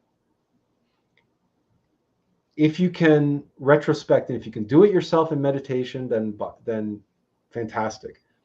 If you need help, you need someone to help guide you through that process, then you can seek a therapist or a counselor or a friend or someone who knows what they're doing, who's an intuitive person, who knows how to listen, but more importantly, who can follow their own intuition and guidance and knows how to pick through. It's like surgery, right? You have to slowly lift away things and get things out of the way as we go deeper and deeper and deeper and deeper and deeper to find the, you know, the tumor deep down inside that we need to get at. And so, but the ultimate goal is, and the purpose of trauma is to reveal, right? To bring, as we said, to bring that predator, that apex predator, that ego, that demon, that shark to the surface, where you can get a good look at it, get a good glimpse of it. Like in the movie Jaws, right? In Jaws, it's so brilliantly done because at the beginning, everybody just sees this fin, in the water. And nobody knows exactly what they're dealing with. But then there's that fantastic scene where eventually the shark shows himself, right? And Brody jumps back in the boat and he says, I think we're going to need a bigger boat. Right? Yeah. Because he finally realizes what he's dealing with for the first time. For the first time, he sees what he's dealing with. And what do?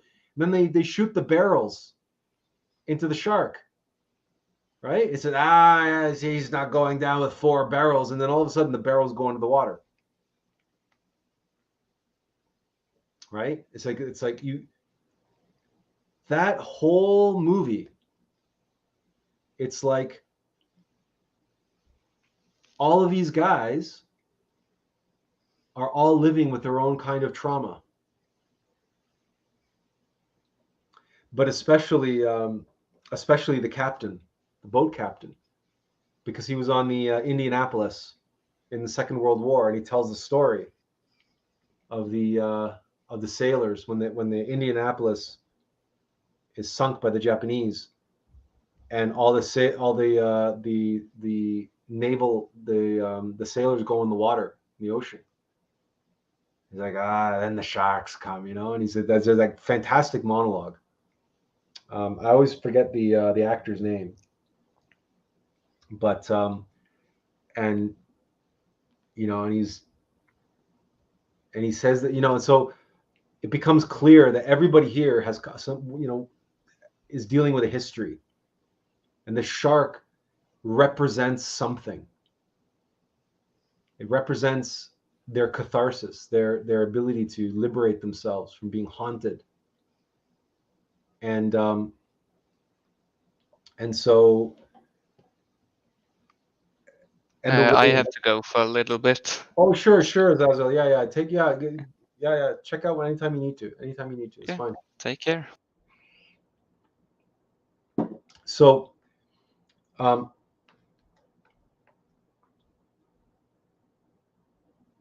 overcoming trauma and being free from trauma is part of the process, is allowing and embracing the trauma, embracing the experience. Now, embracing the experience, allowing the experience means accepting that there is something there that happened, that needed to happen in order for whatever is haunting us deep within our psyche to be made available to us, for us to gain access to it. And if the trauma keeps reliving itself, rather than looking at that as a curse, you look at that as an opportunity and say, if past trauma has all of a sudden been brought back into your consciousness from a present day trauma, a new trauma has rekindled an old trauma, that's simply because the demon that's underneath all of it, you haven't dealt with it yet.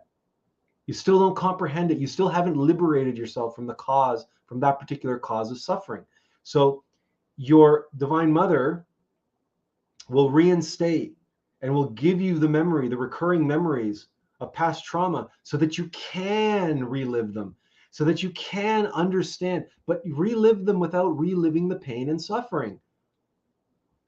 So remember all of our live streams that we talk about how to deal with stress and how to deal with anxiety and how to deal with depression and how to deal with conflicts. And we talked about the lighthouse and how in the middle of the storm, if you put yourself in the boat, you're going to be terrified because you're going to be in the middle of the turbulent water and you're going to be middle of the storm and everything else. So why not put yourself in the lighthouse and shine the light of consciousness on the boat?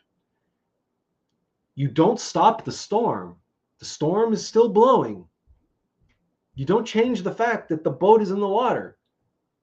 Okay, but now you're shining a light to yourself as captain and guiding that boat, that ship, safely into shore, past the rocks.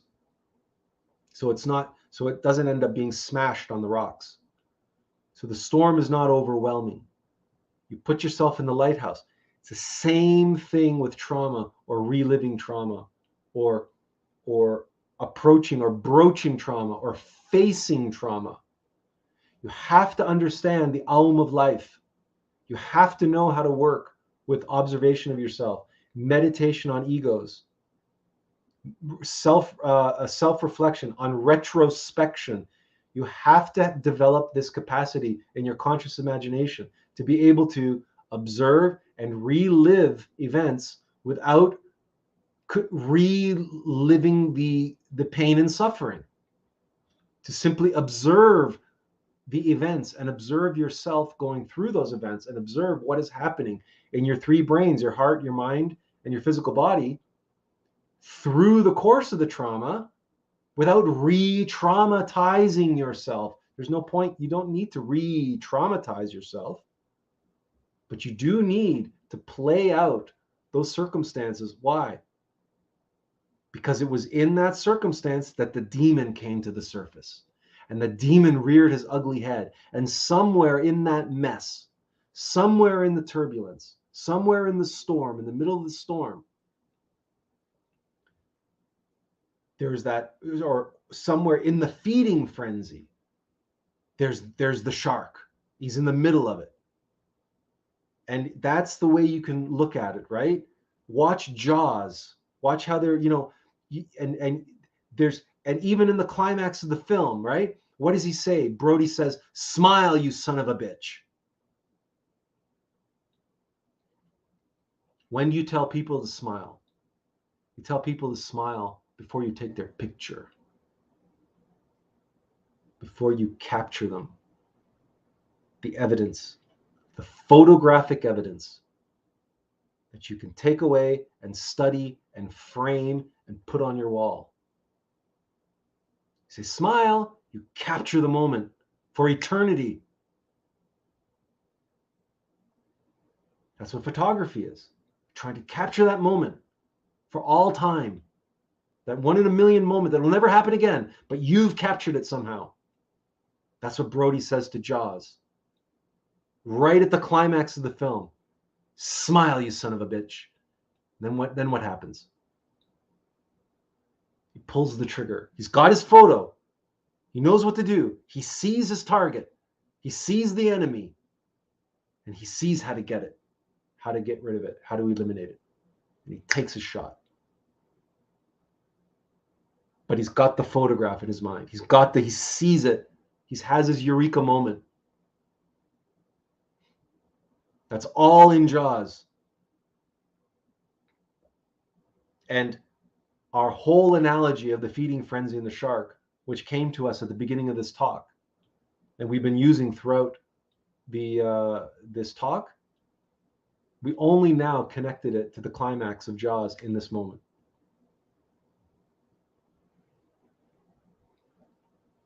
This is Attlas in formation. None of this was premeditated. We've never used any of these analogies before to talk about trauma. Not the swimming pool and not the sharks and not Jaws. But if you want to talk about a traumatic movie, if you want to talk about a movie about trauma, you want to talk about that's Jaws is that. It's the personification. It's the hyper reality of everyone's nightmare of what's lurking beneath the surface. Right? And everything we talked about, the turbulence, right? Remember, people splashing in the water? It's even in the movie, right? People splashing in the water. Whoa, that attracts sharks. It attracts sharks. It's a shark magnet. Now, of course, that's Hollywood, and that movie is dialed up to 11. So obviously, you don't have to be afraid when you go in the ocean. Shark attacks are as rare, if not rarer, than getting struck by lightning. However, we don't go into movies because we're watching reality. We're going to movies because we're watching hyper reality. What can we learn from that hyper reality? And what we can learn is the reality of our hyper reality. Because really, what is trauma if not a hyper reality? And what is our infernal worlds? What is psychological hell if not a hyper reality? The hyper reality of the infernal worlds. When we are suffering, when we are going through, when you are in a fight with your lover, and all of a sudden things get dialed up to 11, when the pot is boiling over, right? When things are, all of a sudden things go haywire and we have all this language to use, or when you're in the middle of a riot and the mob is losing its mind and looting and pillaging and smashing windows and all that. What is that if not hyper reality? Everybody's hyper. Nobody's relaxed. Nobody's calm. Nobody has equanimity. Everybody's going crazy. They're losing their minds. What is war if not hyper reality? But all of these experiences are in the human condition to teach us something. Because hyper reality, that turbulence, the disruption, rocking the boat, shaking the tree, right? This is what gets those dug in entities, that it brings them out of the shadows, brings them out of the dungeons and to the surface, because they cannot resist chaos. They cannot resist it. What does the Joker say to Harvey Dent in the hospital when Harvey Dent is there on the hospital bed? And Joker says, he says, disrupt the plans. He's talking about plans and everybody making their plans. They're schemers. He says, I'm a dog chasing cars. I wouldn't know what to do if I caught it. But he says, the exact quote is eluding me. It's something akin to disrupt the status quo, shake things up. And he says, then everything turns to chaos. And he puts the gun in Harvey's hand and he points at his own head and he goes, I'm an agent of chaos. The Joker is an agent of chaos. That's what he wants. It's like Alfred tells Bruce Wayne in the movie about the bandit who was robbing and throwing the emeralds away, throwing the jewels away. And he says and Bruce Wayne says, well, why steal them then? And Alfred says, because it was good sport, because it was good fun, because some men just want to watch the world burn. The Joker is such a man. And egos are such entities. That's their job. Their job is to make the world burn. Their job is to make us burn. And if you know anything about suffering, if you've observed yourself, if you know anything about desire, you know that desire burns. You know that having people point out your defects and vices burns. You know that looking at yourself with an objective, critical eye at your own defects and vices and your mistakes, it burns. Facing the music burns. It burns.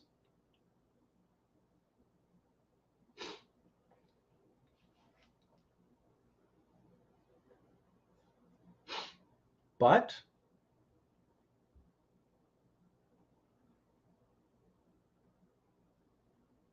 if what is born from the ashes is the phoenix, the Christ, the overpowered, the OP, unstoppable force, if the phoenix is what arises from the ashes, now we can understand and comprehend the fiery serpent of our Divine Mother, and how the fire that consumes us and burns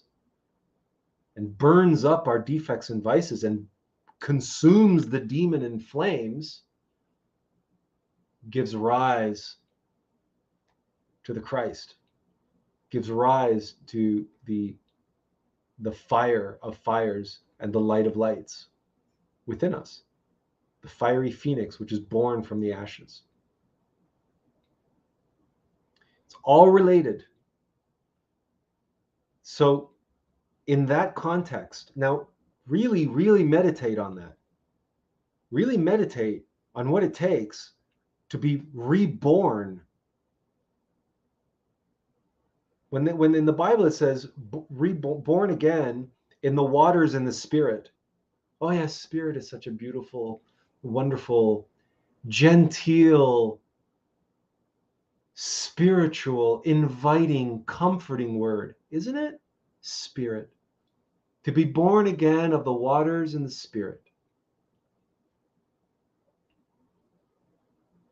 But that Spirit is the Holy Spirit. That Spirit is the Divine Mother. That Spirit is the fire of Christ, the fire of the fires and the light of lights. And that fire is in the water, the sexual waters.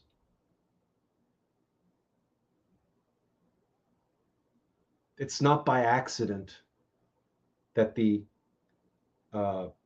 inquisitors chose as some of their preferred modus operandi of torture and death, boiling people and burning them at the stake.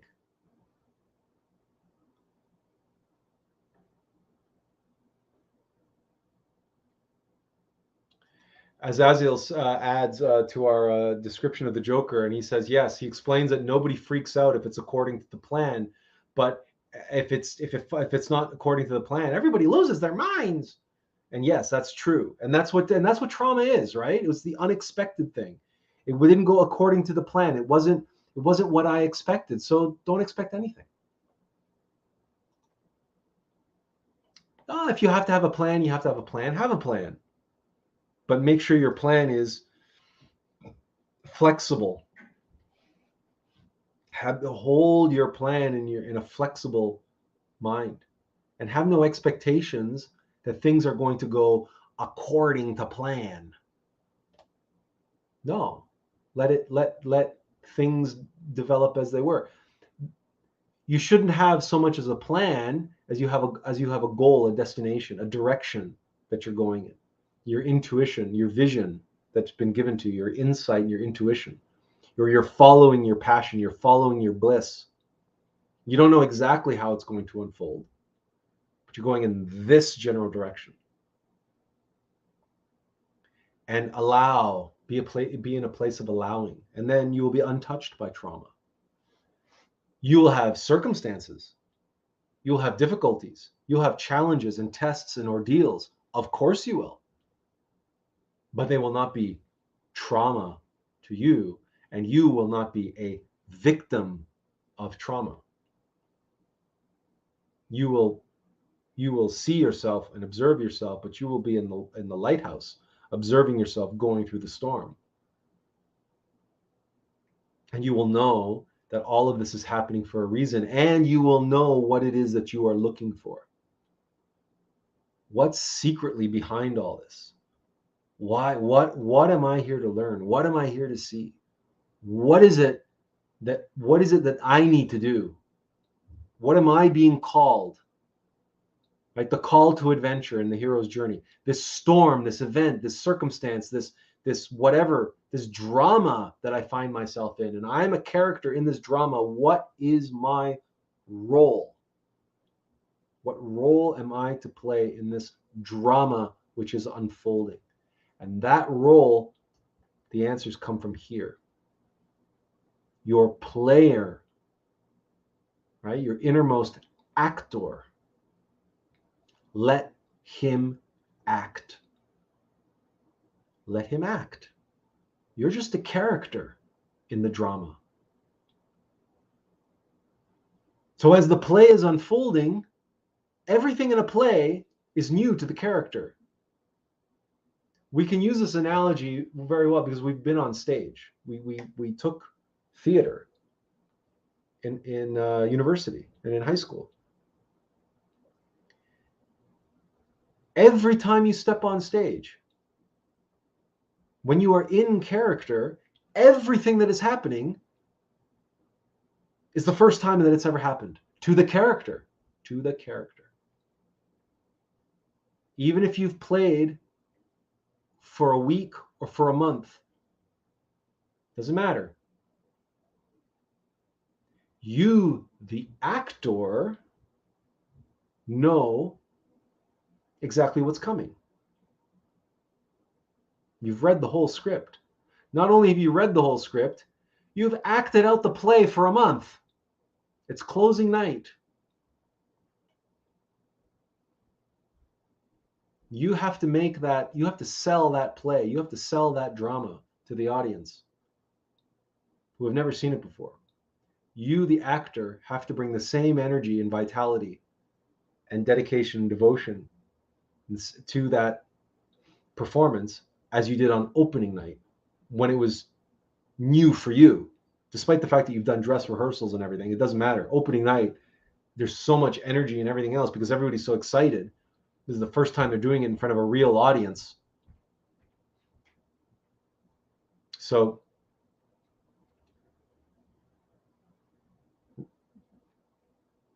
contextualize the drama of your life unfolding for you. You are the character, but your innermost actor knows what is coming. which means what is unfolding has been in part written by your innermost dramatist, your director. And if your innermost being is the actor, your divine mother is the writer. She's the writer and she's the director of the play. Your innermost is just an actor. Your divine mother is the one orchestrating everything. So if you're going through drama, if you're going through something that you call drama or trauma or whatever you want to call it, it's happening for a reason. It's all been orchestrated by your divine mother. Because she is in the word trauma itself. Her name punctuates the word ma, mama, ama, the divine mother.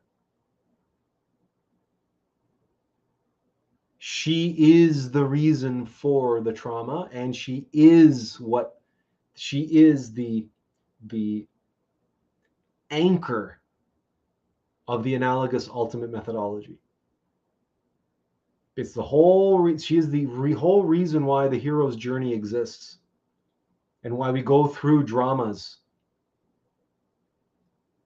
You can't say drama without mama. You can't. There's no point. And you can't have a drama without the author and the director. All you can have is improv. But you can't have high art, you can't have drama without the intervention, the direct intervention and the guidance of the divine feminine, your divine mother, who is there to give you everything that you need, including all of your tests, trials, and ordeals, including all the drama, for the reasons that we've described. And we don't want to belabor the point or keep saying the same thing over and over and over and over again. But it's worthwhile saying it, because you see a world, you see all these people that are suffering, and they're all blaming the wrong thing. And they're all focused on the wrong thing. And they're obsessing over the wrong thing. And they're all trying to forget their trauma. They're blaming their trauma. They're scapegoating the trauma. They're shaking their fist at the heavens, and they're shaking their fist at the fates. And they go, why am I always a victim? And why am I this? And poor me, and poor me, and poor me. No, wealthy you, blessed you. It's a miracle. It's just, you've just been looking a gift horse in the mouth. You've been listening. You've been allowing yourself to be victimized by your own demons. And you're blaming God. You're blaming fate. You're blaming the world. You're blaming the bully. You're blaming your attacker. Which, let's be honest, right? Your attacker has responsibility. Your attacker is going to have to pay for his actions without question. Whoever that you're the person who assaulted you in whatever way, the person who bullied you, the person who, he will have to answer for his actions. Make no mistake.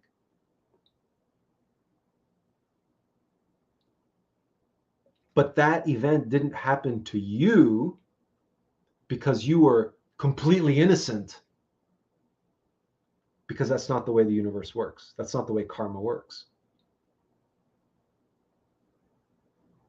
That thing happened to you, as painful and as traumatic as it was, because in the middle of it, what made you suffer, what made you feel pain, was something inside of you, and how that something inside of you reacted, and how that something inside of you took advantage of this terrible set of turbulent circumstances that you found yourself in. A great white shark came and swallowed you up. And this relates directly, by the way, to the book of Job. Who suffered tremendously. And the book of Job relates to the path of the Bodhisattva and how to endure suffering. And we've referenced it many times over many live streams. And also there's the story of Jonah, because Jonah was swallowed up by a whale. And there's a direct, something directly analogous to being eaten by a shark. But Jonah was swallowed by a whale. But it's the same basic archetype anyway. Consumed by a giant ocean monster, ocean creature. Okay. Does anybody have any questions, or does anybody want to share anything? Again, we don't want to belabor the point. We don't want to stretch it out. If you're not familiar with the Alm of Life, we have videos on it, and we have memes on it, of course. But the Alm of Life, we have it right on the atlasproject.com. We have it in our blog. We have many live streams talking about it, going over it. It's also can be understood as revolutionary psychology, and we've talked about it endlessly. So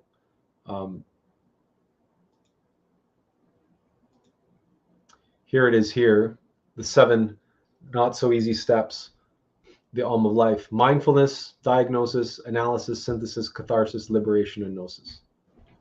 And really, the catharsis part is comprehension, right? So that is really the goal. And the liberation and gnosis part, you don't really have to worry about that. The only part that you really have to focus on are the first 5 steps: self-observation of the 3 brains and the 5 centers, and that includes self-remembering, right? Mindfulness. It includes both self-observation, self-remembering. That's mindfulness. And then diagnosis is when you identify the individual egos behind the suffering. So we're talking about subjective thoughts, emotions, sensations, the 7 deadly sins: fear, anger, pride, lust, and all of their variant forms, all the other variations, all of their, and then we have analysis and meditation. So visualization and retrospection and exposition, introspection and prayer. We're not talking about thinking here. This is not an analytical process in the intellect. This is an analytical process in the consciousness.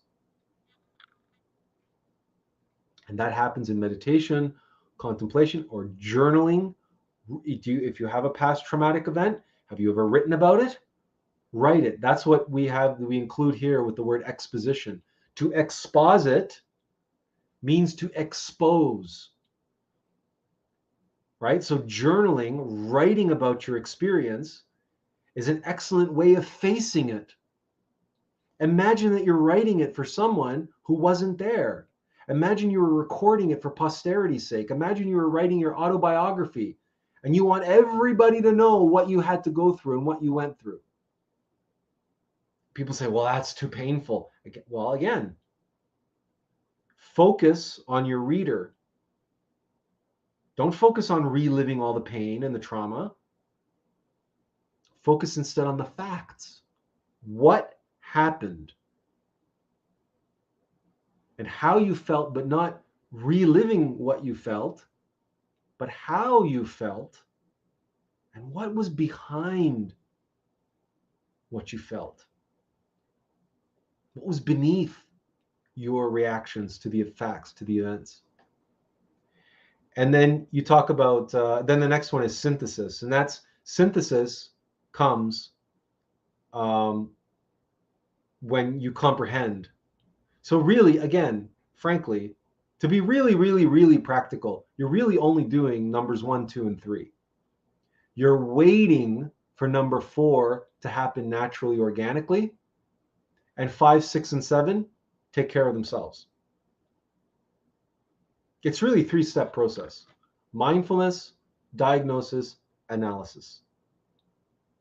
Yes, you need synthesis, you need comprehension. That's number 4, but you can't make that happen. That has to happen organically, naturally, and it will happen if you practice the first three on a regular basis. And if you apply this is the Om of life. This is the Om in trauma. It's as simple as that. It's as simple as that. Right? Everything happens for a reason. This is the Om of life that we just showed you there on that slide. That's what's in trauma. This is not by accident. It's not by accident at all. So Benjamin says, if you are aware that the world is already falling apart and part of you is still identified with this world, how can we remain calm without feeling the pain inside? Say, for example, you are aware that we are in the Kali Yuga.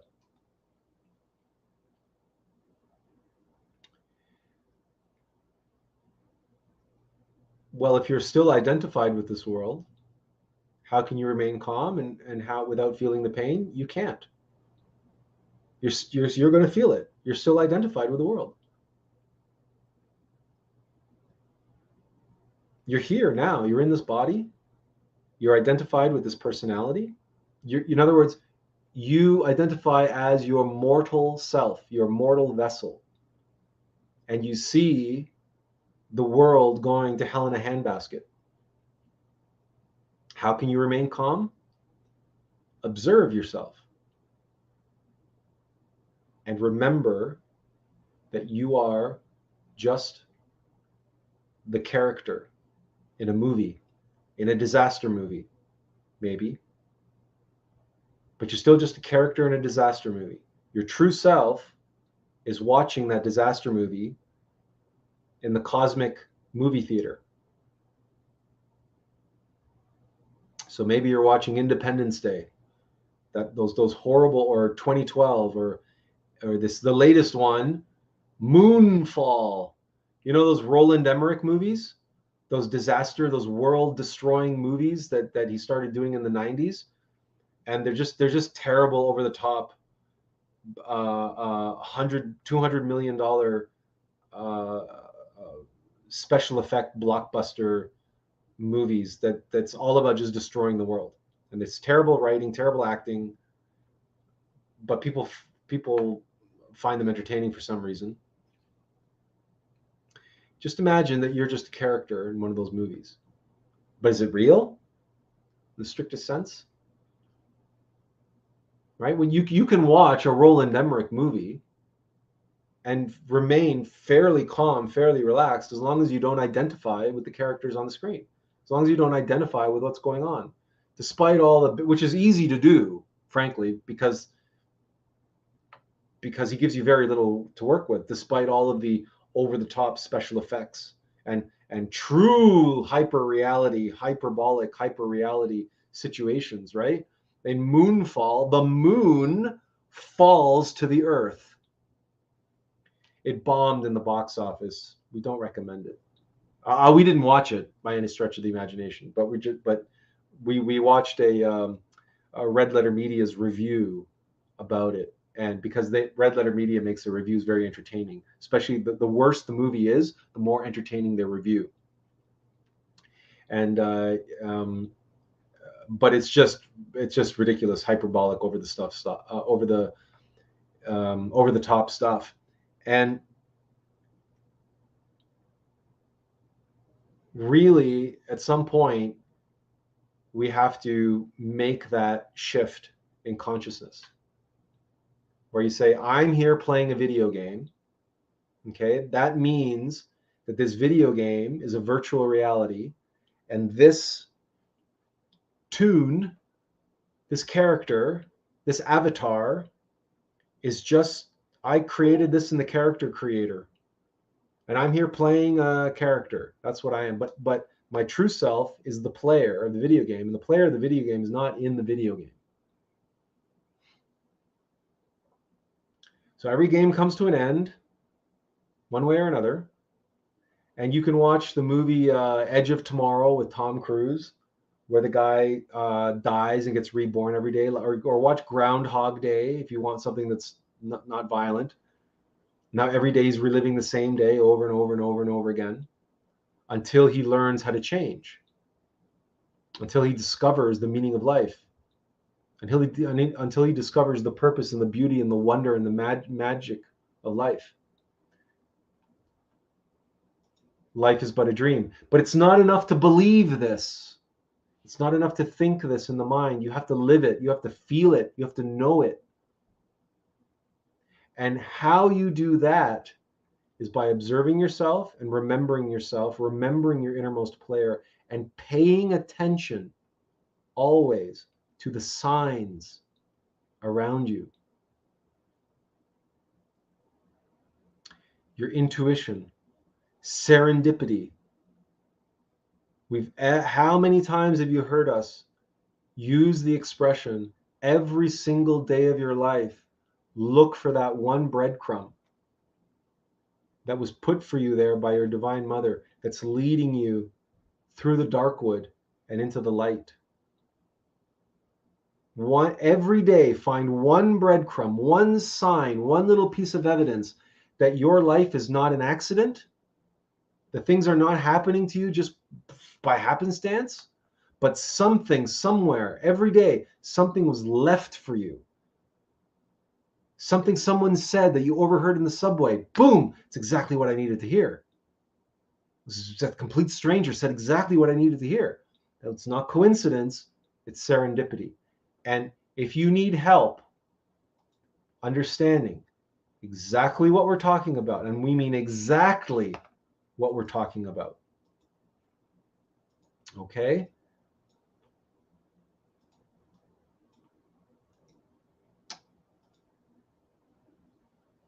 Oh. Okay, here.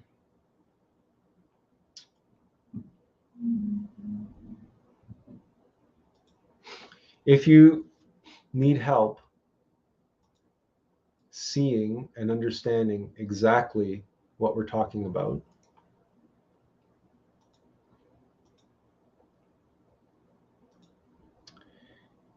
there is the link to this webpage, this blog post.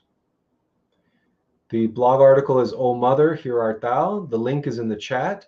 The link is right here on the screen. The blog is right here on the screen. And this article deals with exactly this. And what inspired this article was we wrote this on the 1-year anniversary of our biological mother's death. And by the way, that was 3 years ago, this past March 29th.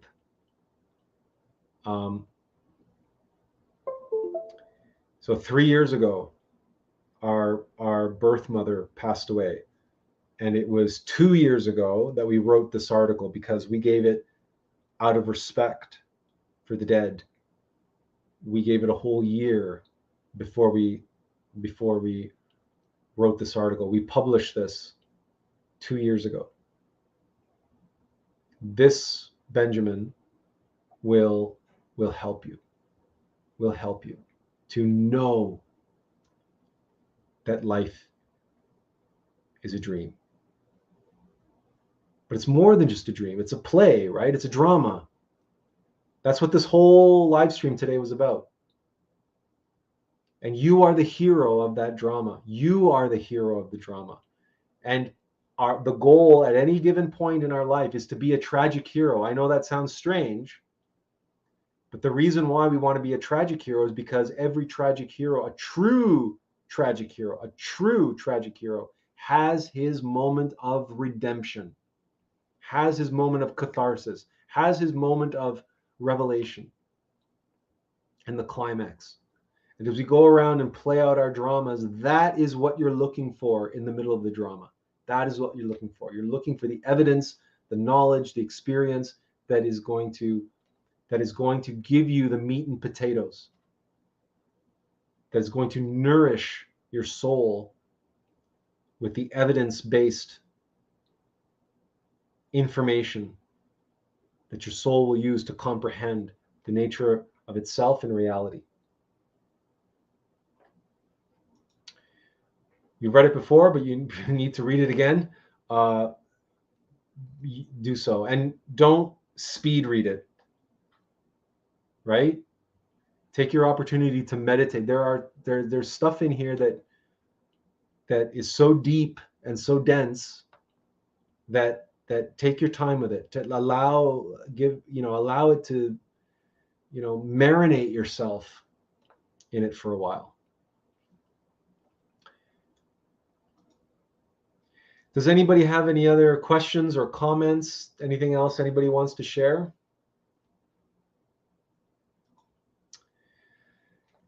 There are going to be some changes taking place as a result of the revelations that we had this week. But we will be revealing those, not all at once, and we'll be, we might dedicate a live stream, maybe as soon as next week, but related to our life's work, our mission here.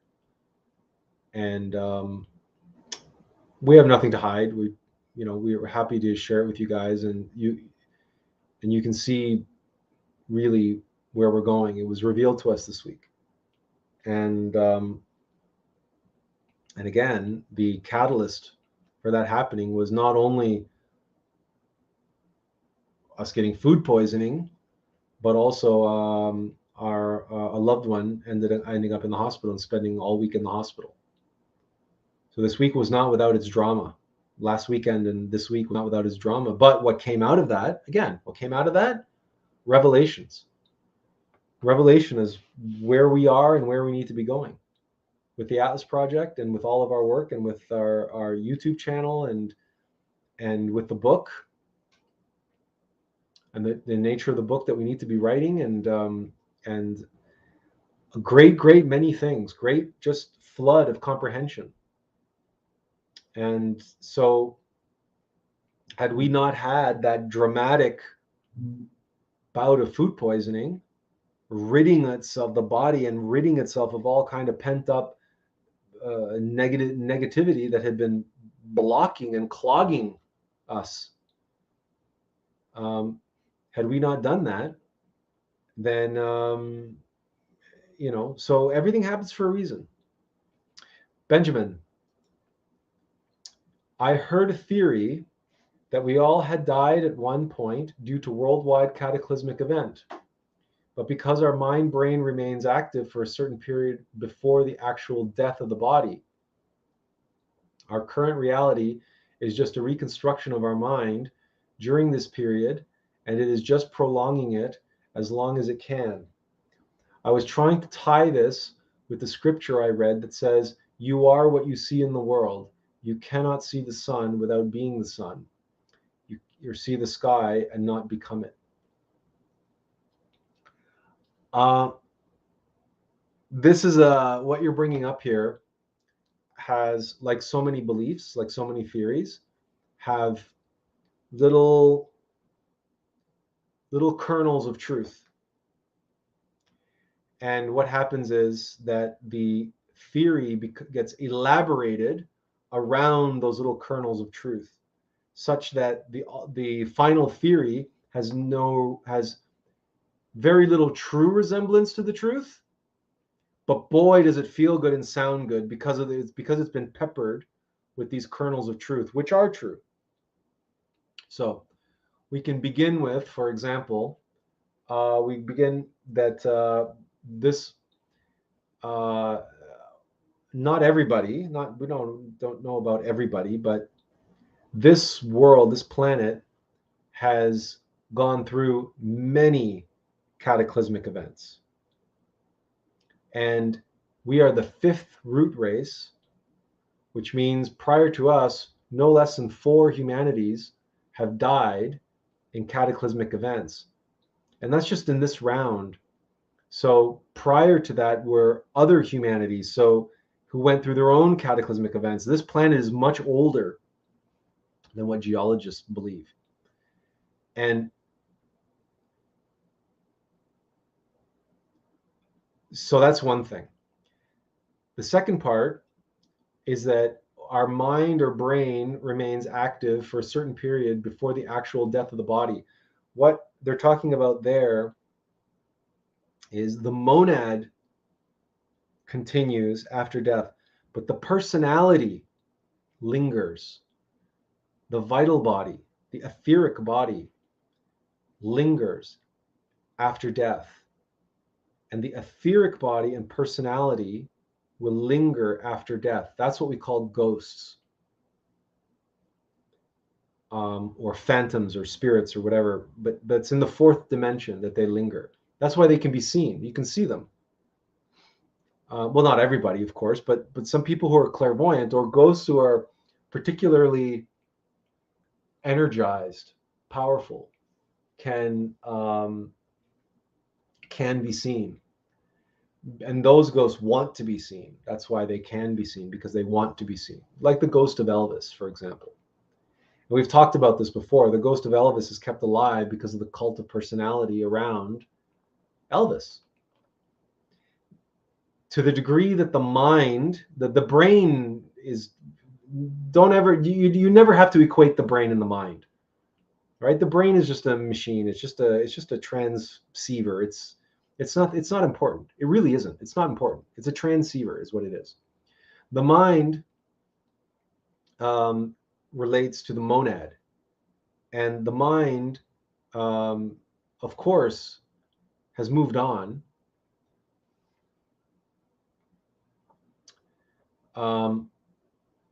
The mind has moved on and is in the lunar astral plane, most likely. If the ghost is still alive, but the ghost will linger and be alive even if the mind is ascended. So, but if you are attached through ego, very attached to your false self, then you will remain in the lunar astral plane or in limbo for a long, long time, attached to your ghost, animating your ghost, your personality. So,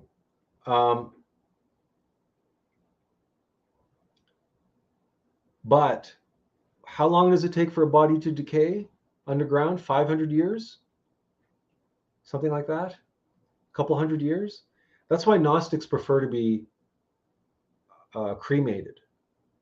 It's much. It eliminates the attachment, because cremation will sever the link, will sever the silver cord, and it will obliterate the etheric body.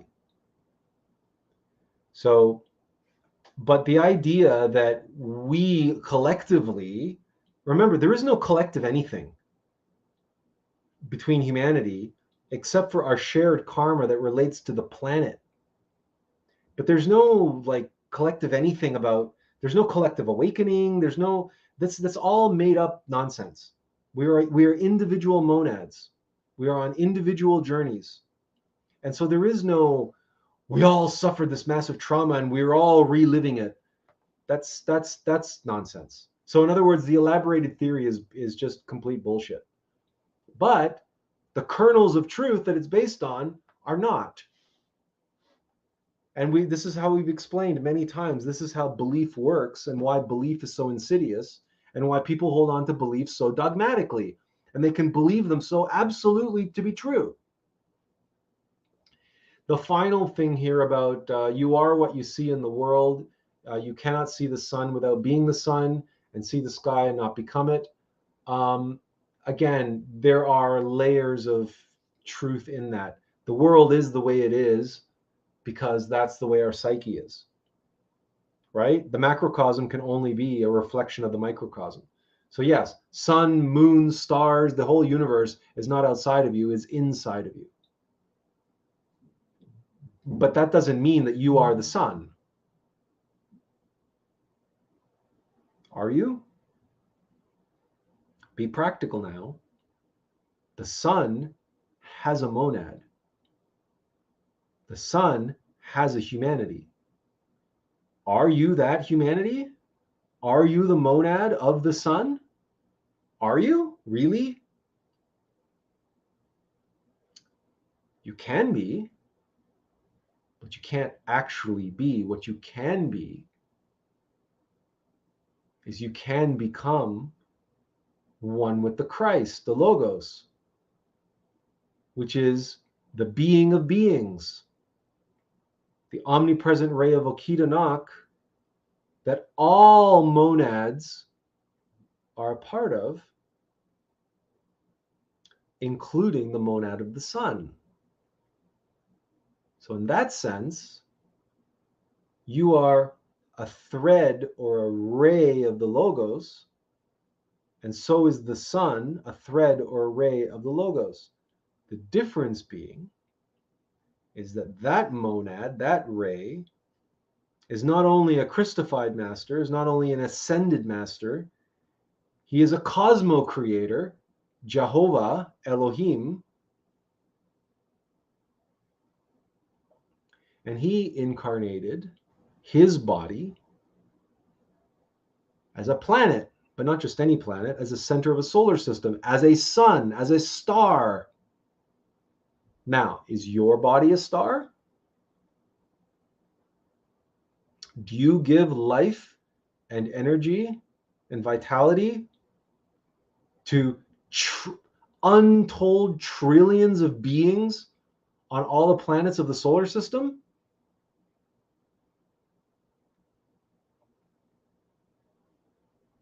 Be practical. Look at the facts.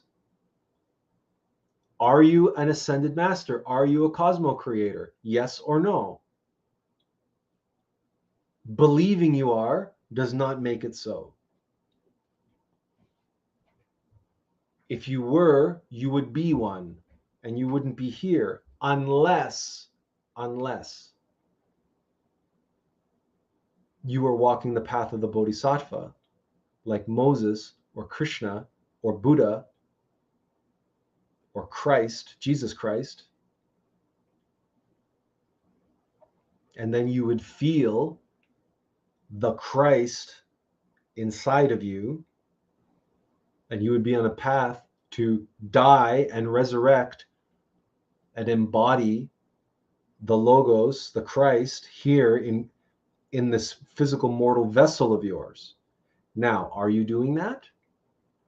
Are you aware that you're doing that? Do you know that you're doing that? Do you know that you're just a vessel and a servant, and that you're completely insignificant, and you're basically just waiting for your opportunity to die so that you can be born again as a Christified master?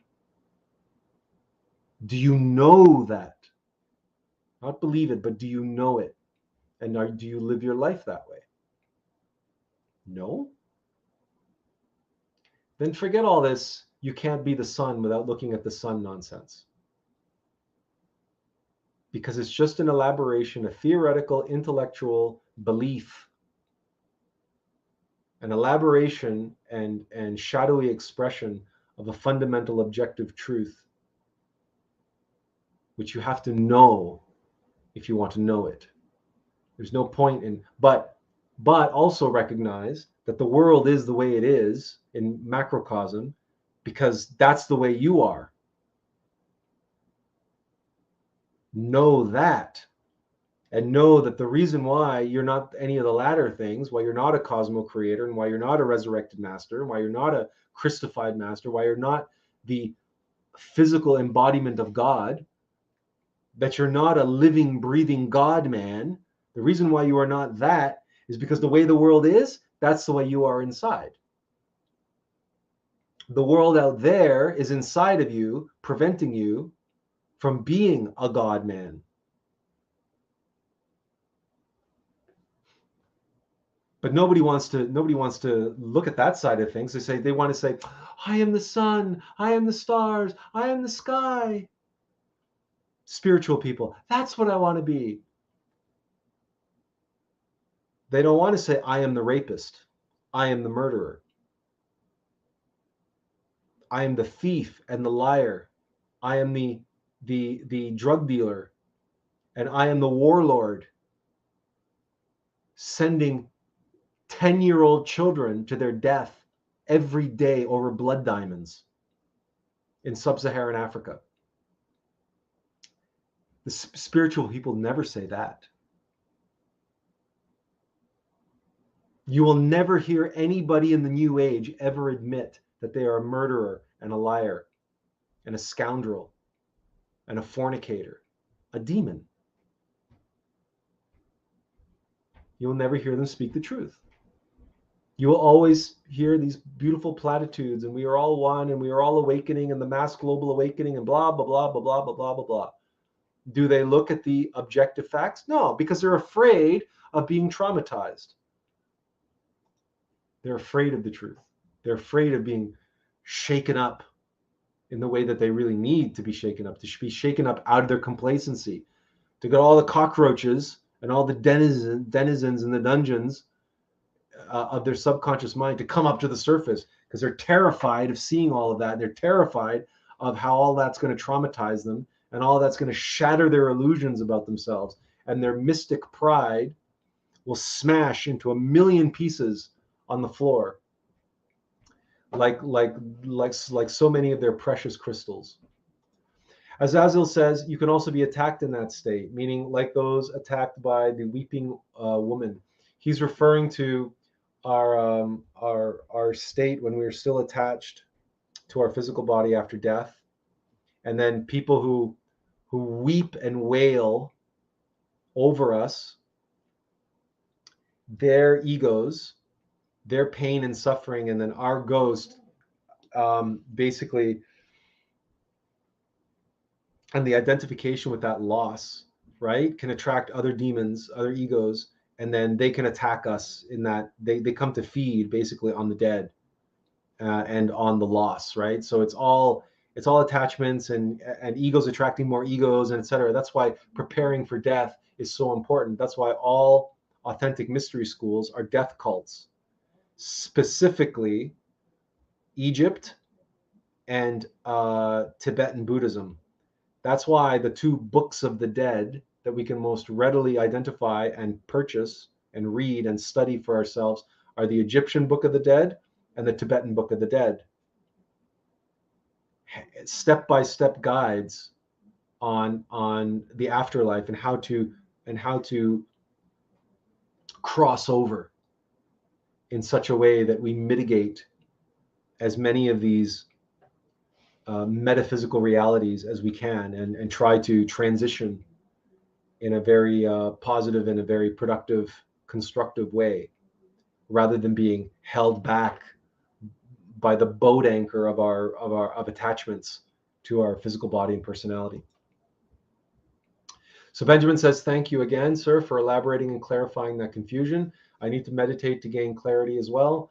Thank you for this wonderful lecture as well. You're always welcome. Everyone is always most welcome. Does anyone have any more questions or comments before we call it a day here?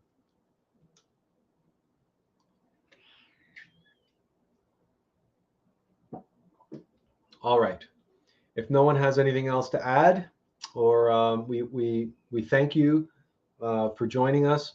We hope that you've found this useful and beneficial, and that